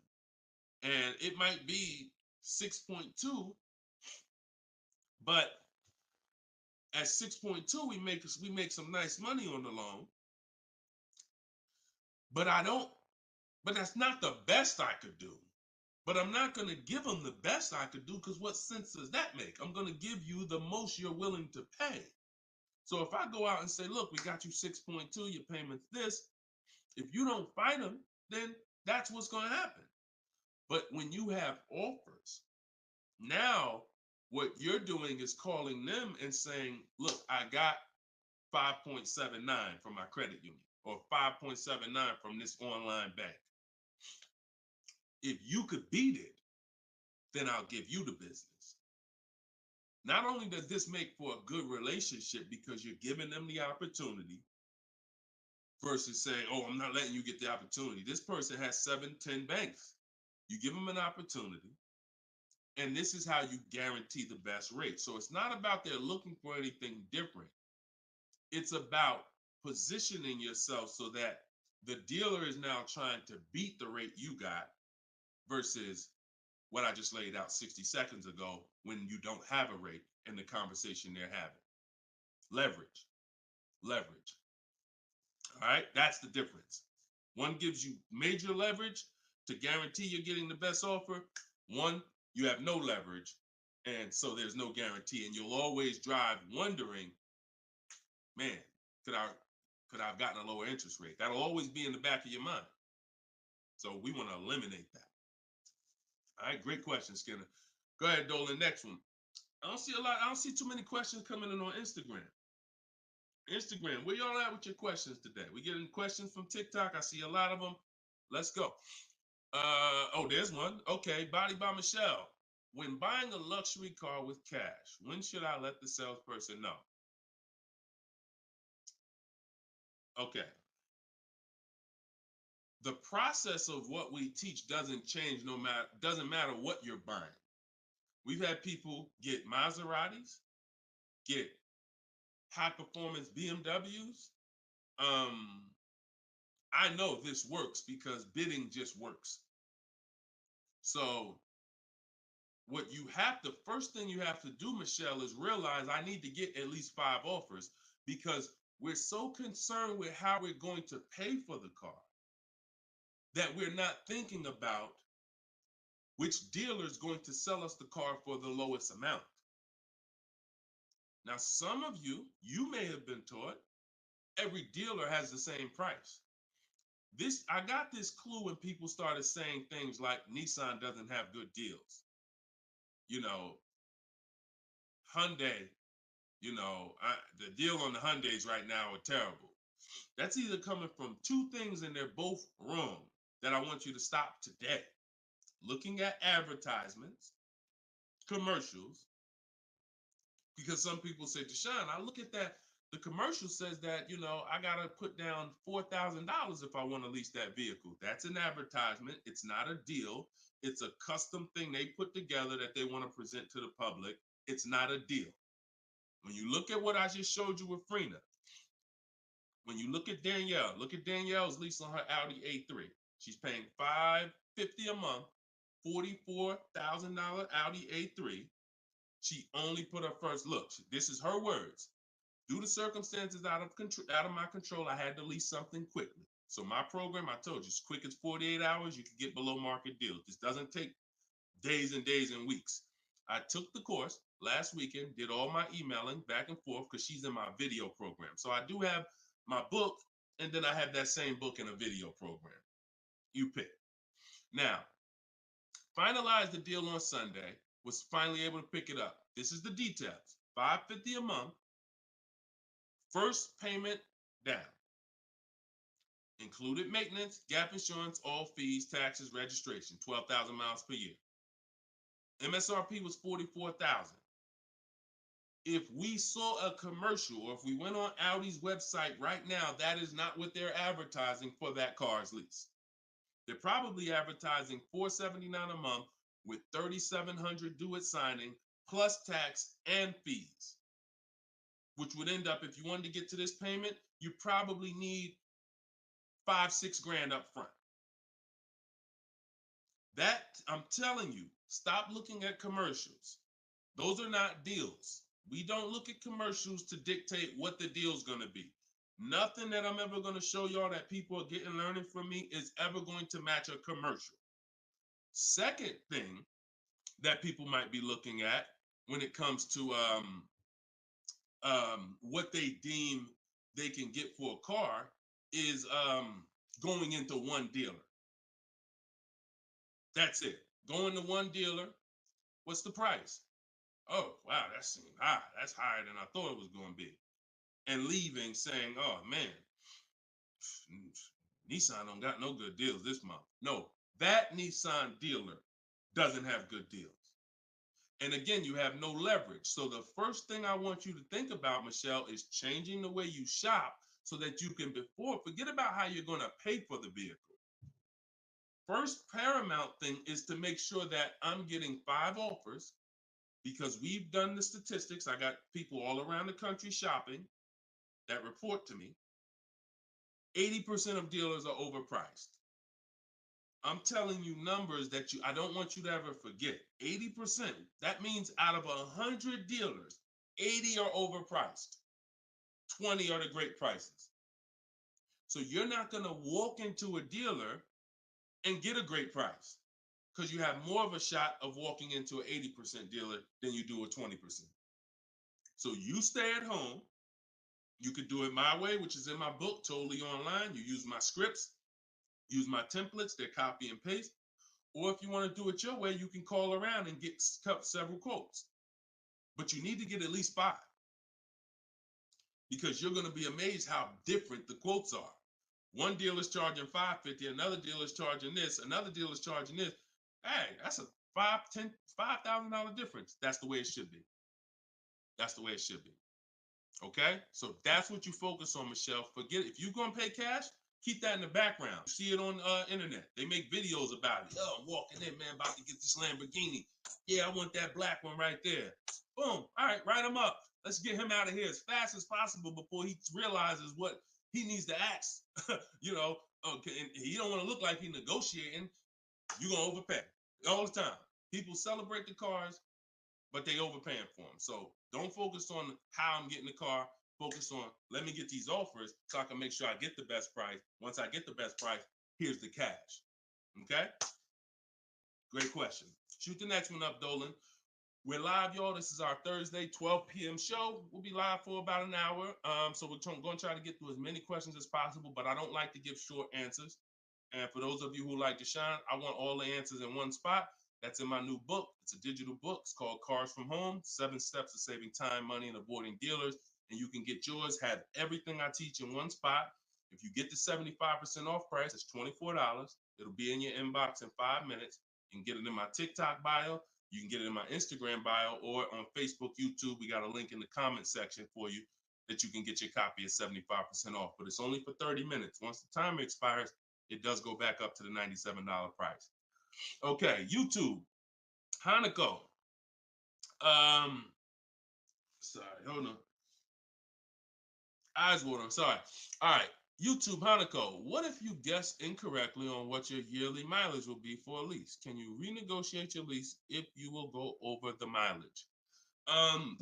So some brands will let you buy mileage before the lease ends.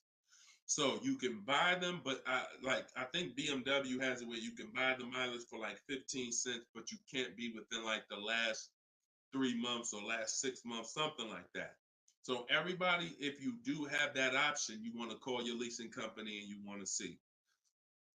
But I teach to estimate your miles. Like I have a chapter in my book. It's not even a chapter. It's like a little section called Choose Your Mileage Wisely, where we walk you through the math. Now, sometimes lifestyle changes. You were working 10 miles from home. Now you're working 30 miles from home. That's understandable.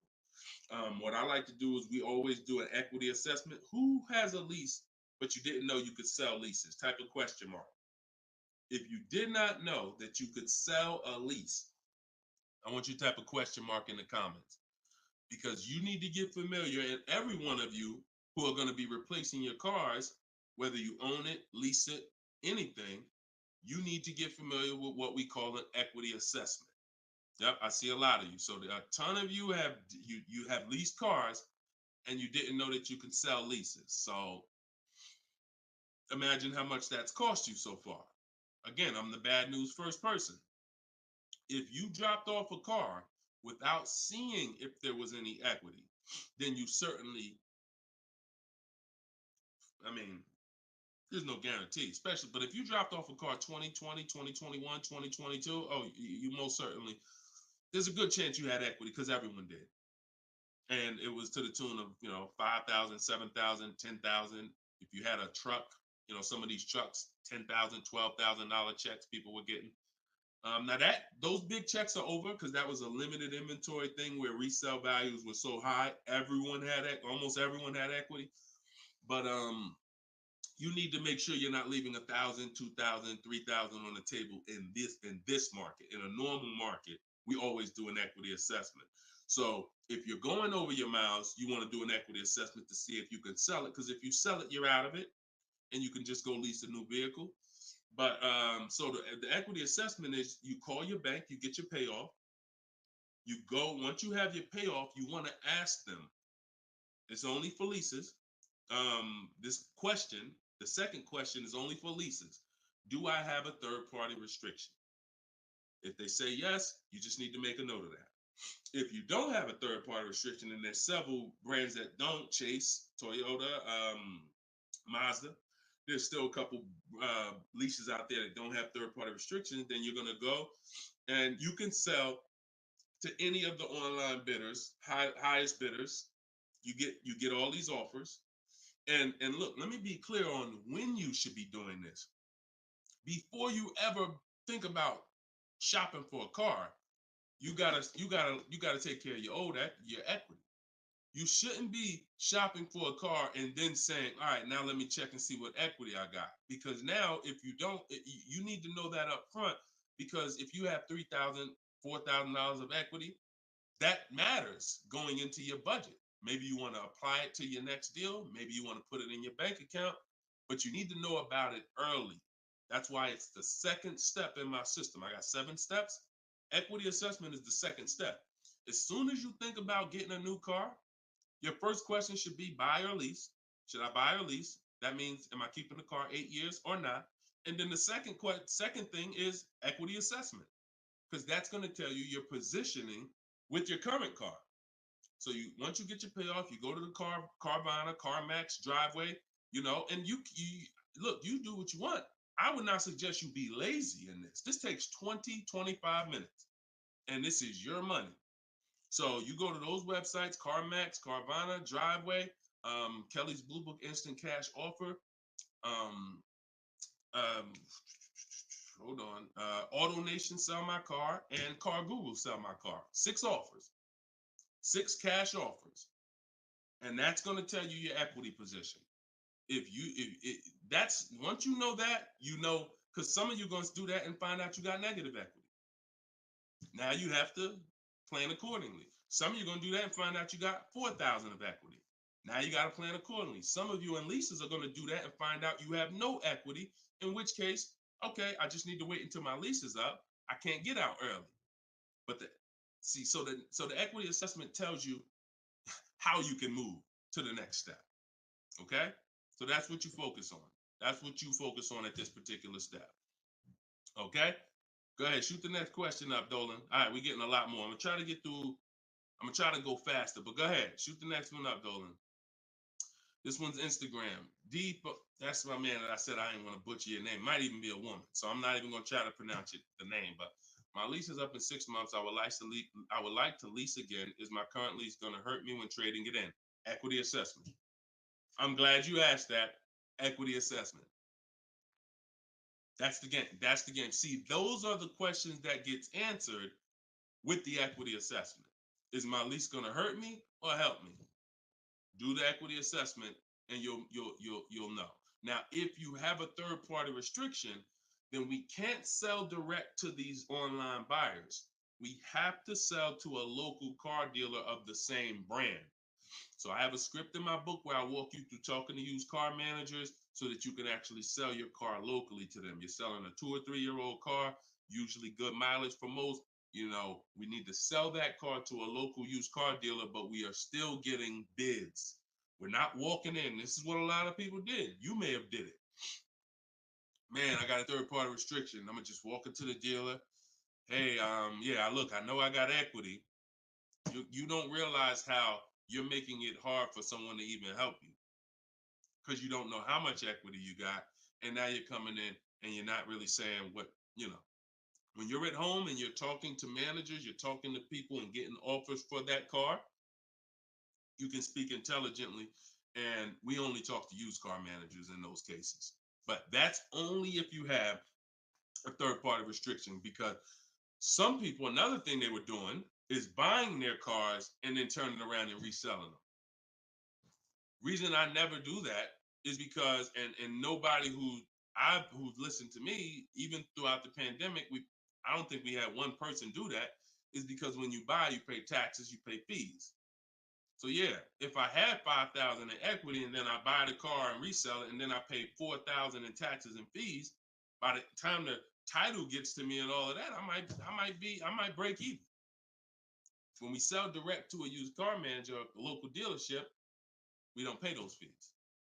So although they might not pay, they're not going to pay as much as CarMax, Driveway, and any of these online bidders, we still get offers from them because we don't have to. They're not going to pay those fees.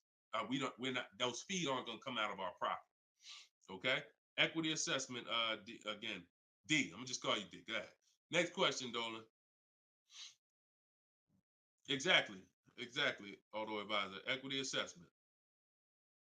How'd you come up with the auto advisor? That's so funny. I'm just not used to seeing, I'm not used to seeing anything that says the auto advisor unless it's there's a lot of Deshone the Auto Advisor accounts going around inboxing people to buy crypto. I don't do anything but car education. So if it ain't about Cars from Home, my book, if it ain't about Cars from Home, my video library, it ain't about my coaching program, then it is not me. Stephanie from TikTok. So you can ask any lender, even if they don't work with them directly at the dealership? Absolutely. These people lend money. They don't care about selling you a car. People that lend money want to give you a loan. Good question. Absolutely. Go ahead. Shoot the next one up, Dolan. All right. Everybody getting value out of the show so far? Type dollar signs. Let me see the dollar signs. If you're enjoying and you're getting value out of this show, by the way, for those of you who just came, this is live. This is our Thursday live show. We rebroadcast these shows throughout the day, so that everyone can rewatch them. So you might see a rebroadcast, but Monday, Tuesday, Thursday, and Friday, 12 p.m. and 3 p.m. is when we're actually live. So when your coworkers, your family is talking about car shop, you want them here 12 p.m., 3 p.m. We're actually live Monday, Tuesday, Thursday, and Friday, Eastern time. All right. This one's from Instagram. How do you get a great lease deal? Bids. It's the only way. Because all right, so I'm gonna give you an example of how not getting bids will actually deceive you, and you could possibly think you got a great lease deal. So this is Charles. He got a Palisade. Palisade's probably one of the top 5. Definitely throughout the pandemic, it was probably top 5 most popular, SUVs. People were overpaying, and I don't want to, I don't, you might have one, and unfortunately, a lot of people overpaid for these, and they're still overpaying for them. So he reached out to 3,500 dealers. Now he used my system. So this probably took him about 25 minutes. I have something in my book. My strategy is called the 25 to 5. What that is we're connecting with 25 dealers online. And our goal is to get 5 offers. Because if you want to show earlier, I told you 80% of dealers are overpriced. So we're going to get 5 offers, and they're going to be about $150 to $200 a part minimum. Your best offer when you get bids is going to be about $150 per month to $200 a month cheaper. Now, if you're purchasing, hold on.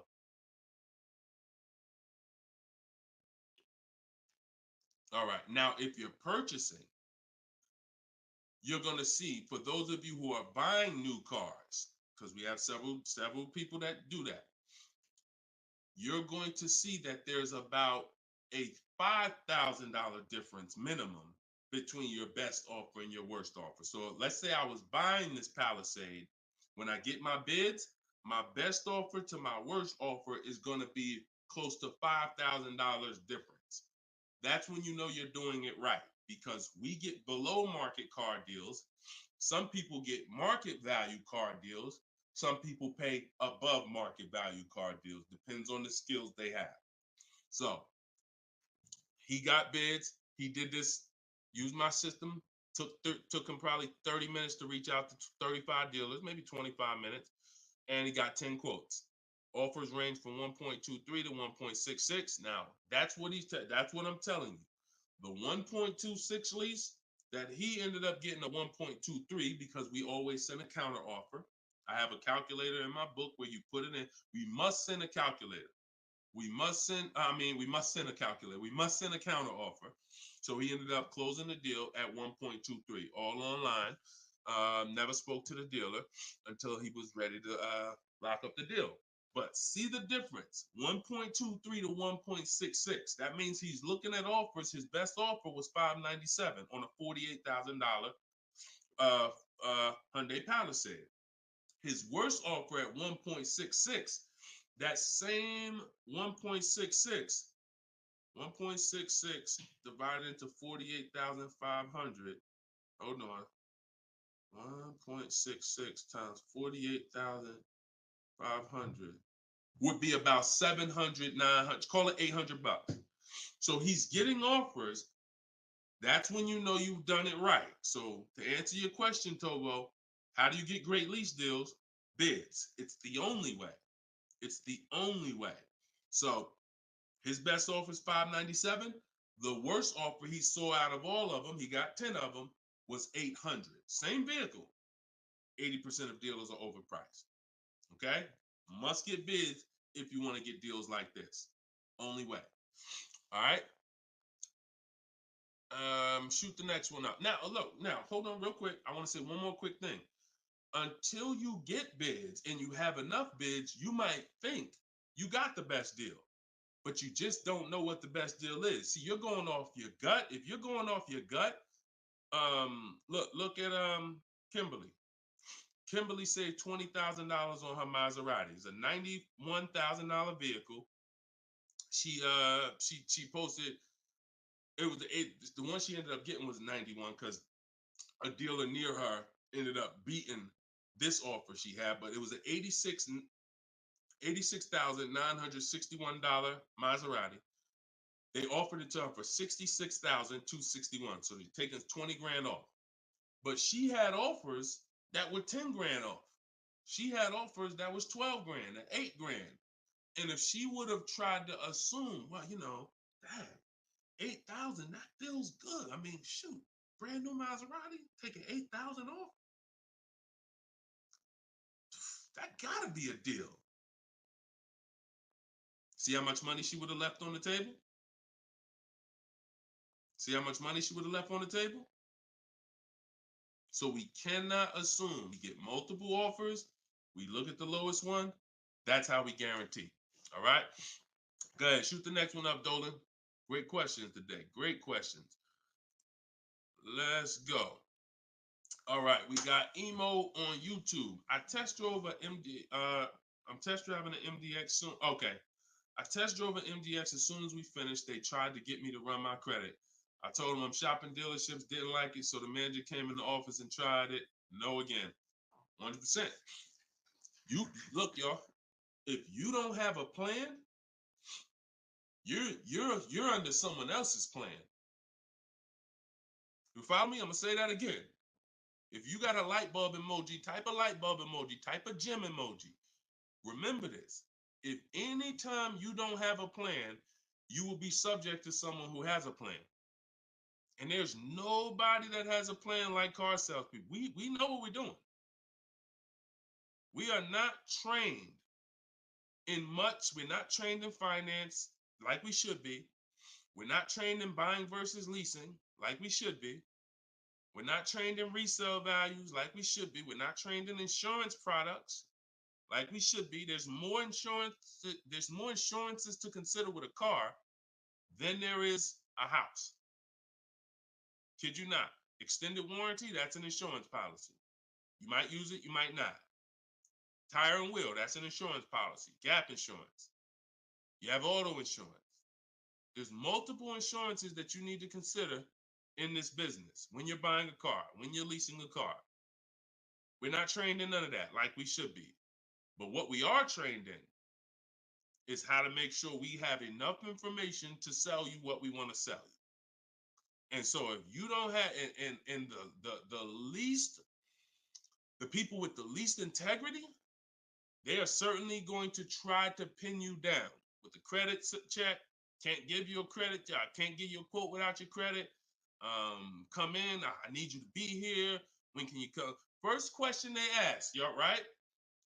Who's getting phone calls from dealers right now? Raise your hand and type me if you're getting phone calls from dealers right now for any reason. Bring your car in early. Hey, your lease is almost up.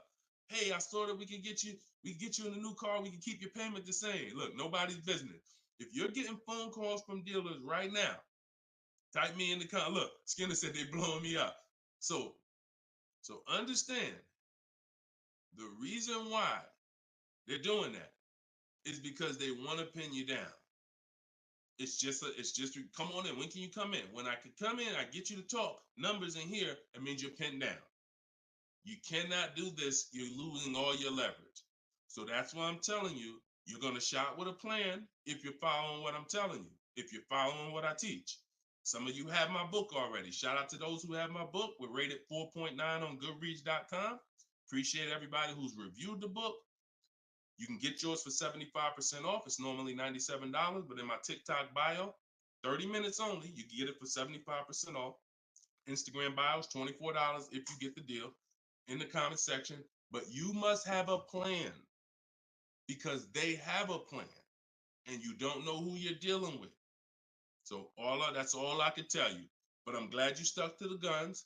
Even under the pressure, you didn't let them run your credit. You stuck to the guns. Way to go. All right, go ahead, Dolan. This one's from TikTok. Better to buy used or new? Planning to keep longer than 8 years. Thank you for all that information. Let me know you understand the 8-year rule. I appreciate you. That's a matter of, okay, so if I'm buying to keep more than 8 years, right? Only question between new or used is a question of budget. Can you get everything you want and need in a new car for your budget? Once you get all your bids, can you get all those bids? Is the best bid that's going to win your business on a new car in your budget comfortably, then get a new car. But now some of you can't afford a new car that covers all your needs. Needs are the most important thing you need to think about. You need to know the difference between wants and needs. Needs is, I got 3 children, I need a third row. Need is, I drive on the highway a lot. I need a car that has good acceleration. That's needs. Needs are things where if you don't get them, you're not going to like the car, you're going to trade it in because it's not doing the basic things you need it to do. That's needs. Wants is, I like to have the sunroof. I don't need it though. But if I can get it in my budget, I'll take it. I like to have this. I like to have that. These are wants. You got to know the difference. Unless your budget can buy everything. But if you can't get everything you want and need in a new car for your budget, then we go used. But if you get everything you want, there's plenty of people who are like, you know what, Deshone, I am a long-term person. I'm keeping more than 8 years. I could afford both. I only get a car every, only once a decade. I want to get a new one. That's fine. And some of you are like, you know what? I really want to go with even more value. So I'm gonna look to get a pre-owned one, not 30% off the price, 20% off the price, 40% off the price. That's fine too. There's no right or wrong there. Just go through it and pick the one that works for you. Great question. Okay.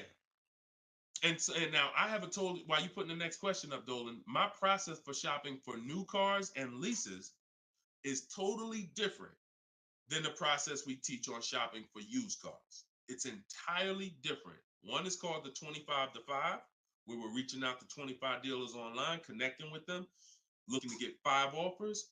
The other one is the multiple marketplace strategy, where we're on all the online marketplaces where used cars are, and we're narrowing down. We're looking at the used car market, the low prices. We're turning on alerts on our phone so we get notified whenever there's a new car that pops up. Totally different process. Both are online. But with a used car, we cannot do 100% of our transaction online. Sometimes with new cars, We've had people who never left their house. They just went to test drive the car and everything was done online and the dealer delivered the car to them. That's fine because it's a new car. No one drove it. With a used car, we must test drive. So we can only do about 90% of our process with used cars online. 10% has to be in the dealer. Okay. Miss Dollface on Instagram. When is the best time of the month to purchase a car? There is no best time. And I'm going to tell you why. I know you probably, what's the time that you've been taught? I want to hear from you. Like, go to your keyboard right now. What is the time that you've been taught is best during the month to buy a car? And we got a bunch of people on here, a bunch of different people. Tell me the time that you've been taught is the best time to buy. And then I'm going to tell you why that's not the best time. Right? And I know what everybody's going to say. We all going to say the same thing. Because we were all taught. Well, now I can't say we, because I was in the business. Exactly, HBD, end of the month. Cherie said November. Tothy on Instagram, end of the month. Look, Skinner, around the holidays. So your answer, Skinner, was about the same as Sharice, November, coming into the holidays. Now, I want you to picture any other business, because what I'm trying to get you to see is that you are taught, programmed to shop for cars different than you shop for everything else in life. Everything else in life, because if you had a business where every single time at the end of the month, just dozens and dozens of people just came into your store, because that's what the marketing did. Are you more, and let's really use some real terms here. Are you more desperate to sell something when the store is packed? Or are you more desperate to sell something when the store is empty? See, I want to tell you a story. If I could get you to continue to keep these stories in mind, it'll answer your questions. Now, obviously, everything's in my book. Some of you have my book and you understand all of this is laid out for you. But even as you're listening, I want you to grasp concepts that you're going to see. Are you more desperate to sell something when the place is, exactly, Toothy, when the place is empty?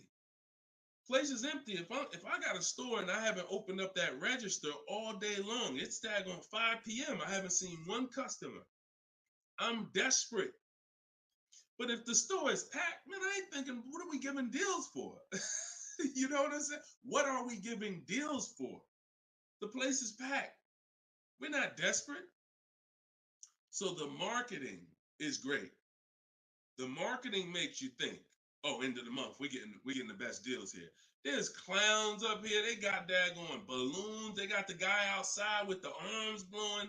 They got signs everywhere. This is what the place is, a carnival. Why do we need to give away these cars? No. You don't want to be sitting next to somebody and Jim drives off with a car and Jim, all right, man, have a good one, man. Yeah, you here too, man. We was here the same time. Great. Yeah, man, I'm going. And you sitting there and you going to say no to a deal. Salesman looking at you like, hey, look, do you want it or not? Because, we're real busy. It's people waiting in line. Do you let me know? So it's the pressure. It's the like. So I say that to say what you've been taught, the holidays, the end of the year, sounds good, but you're much more likely to get a deal when there's no one in the showroom. The 10th of the month, the 2nd of the month, place is dead. And I like to make sure you're positioned. So what I teach is something you need to have 2 dates in mind. 2 dates. Every time you're shopping for a car, I teach you need to know these 2 dates. The as soon as date and the no later than date. The as soon as date is the soonest you can buy a car. Soon as you can buy a car, as soon as date. You're not in the market until your as soon as date is today. Step 5 in my process, my 7-step process is in the market, getting offers. I can buy something today. That's my as soon as date. My no later than date is my deadline. Now you have to know these 2 because the time in between is your leverage. So let's just say my as soon as date is today. I can start looking at offers. But my no later than date, I got 2 months. 2 months. I need to have a car by this time, 2 months from now. That's my deadline. I got all that time in between to say no. I got all that time in between that when I'm contacting dealers, when I'm looking at inventory, I can look at trends. I can see are the prices dropping. I can have alerts on my phone, getting access to the new inventory. This is our process. So some of you are like, Deshone, I need a car in a week. Well, you still have a as soon as date and a no later than date. 3 days, soon as date, no later than, doesn't matter. So you have to know these 2 dates because in between is your leverage, which is why I don't want you emergency shopping unless it's an emergency. Okay? I don't want you emergency shopping. Don't get into the habit, don't stay in the habit of emergency shopping. Oh, I'm gonna put it off to the last minute, and then, oh, I gotta go into the dealership. Oh, I need a car this week. All of that is working against you. Now, if you can still get, in fact, when you go to my website for my book, you'll see it says below market deals in as quick as 48 hours. But the more time you have, the more time you have to say no. Programs change every month. You see deals change, lease programs change, rebates change. And so when you have inventory changes, so if you're looking for a black or blue car, all these dealers don't have one right now, but they got one coming next month. You can, that's fair game for you because you have time. So these are all the benefits of getting in the market 3 months early and learning how to look at the deals. If there's a great deal now, we jump on it. If there's not, okay, I'll look next month. And that's what I did when I got my mother's lease on her Mazda CX-5. October, I was looking at the deals. I didn't like them. Got all my offers. I said I didn't like them. Now, the great thing is I made contact with all these dealers. So they know. Now I'm following up next month. Hey, just checking in. How's the deals looking for this month? November, didn't like them. 3rd month, December, got the deal I liked. Wrapped it up. So don't always think time is an asset. Time is an asset. Now, if it's an emergency, that's fine. We got to get a below market deal. We only got a week to do it. That's fine. You better have a strategy. But if you have the luxury of time, we use that to our advantage. So I wouldn't say there's a best time of the month to purchase a car. But if you're in the market and you're positioned, here's another thing you're positioned for. Every now and then we come into the dealership. When I was at Mercedes, when I was with General Motors, it happens all the time throughout the year. It could happen on the 10th of the month. It could happen on the 12th of the month. It could happen on the 8th. We don't know when this is going to happen, but this is the conversation I'm about to give you a behind the scenes look of exactly what happens and why I want you to be positioned. We come in, they look at the numbers on the board. Sales manager looks and says, man, we got 20 cars sold for the month. We are way behind our objective. All right, listen, call everybody anybody you got, anybody that's real, anybody that's a real buyer, call them. We're not turning down any serious offer today. You want to be the person that's positioned.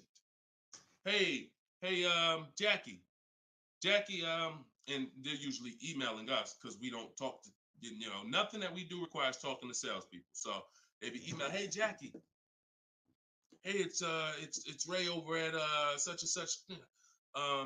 Were you still looking for that car? Have you found it yet? No, okay, I know the quote I gave you before was $550.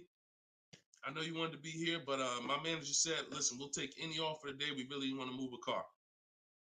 See, you were taught that only happens at the end of the month. It doesn't. You got to be positioned.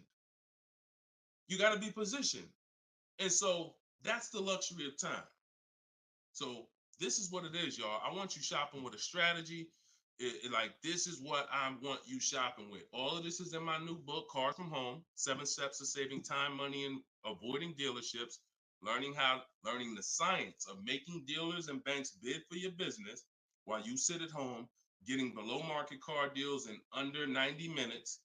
And you can get your copy for 75% off in my TikTok bio, in my Instagram bio, or you can click in the comment section on YouTube and Facebook. We got a comment pin for you guys. Or if you're watching us on TV, you can scan that QR code with your phone. Get your copy, use it, use everything in it. I walk you through everything in there. Leasing is in there step by step. Purchasing new cars in there step by step. Purchasing used cars step by step. High mileage drivers, I got 2 strategies for you. If you're a short-term high mileage driver, everything's in there step by step. If you have credit issues, I walk you through step by step. So get your copy. We are back live for episode 7 at 3 p.m. And we'll, like I said, this is not a rebroadcast. We do these live shows Monday, Tuesday, Thursday, and Friday, 12 p.m. and 3 p.m. So we'll be back for our next segment in a little bit if you want to join us. If not, tell your friends about us, and we look forward to it. We always look forward to the people who are ready to change their life, empower themselves, stop shopping like desperate victims, begging people to help you, begging people to give you a car, begging people to help you. Please, can I get no money down? Going in with wrong information. Down payments are illegal. All of this stuff that is just totally terrible. It's no other way to put it. It's just terrible. I want y'all shopping different. I want you empowered. I want you in control. I want you leaving a dealership guaranteeing I got the best price. Sending me email, Deshone, look at this deal I just got. I got all these offers. Look at this used car I just got. I got 40% off the brand new price. That's what I want you emailing me. Empowered, and that's what we're going to get to. God bless y'all. I'll see y'all on the next segment. Shout out to everybody that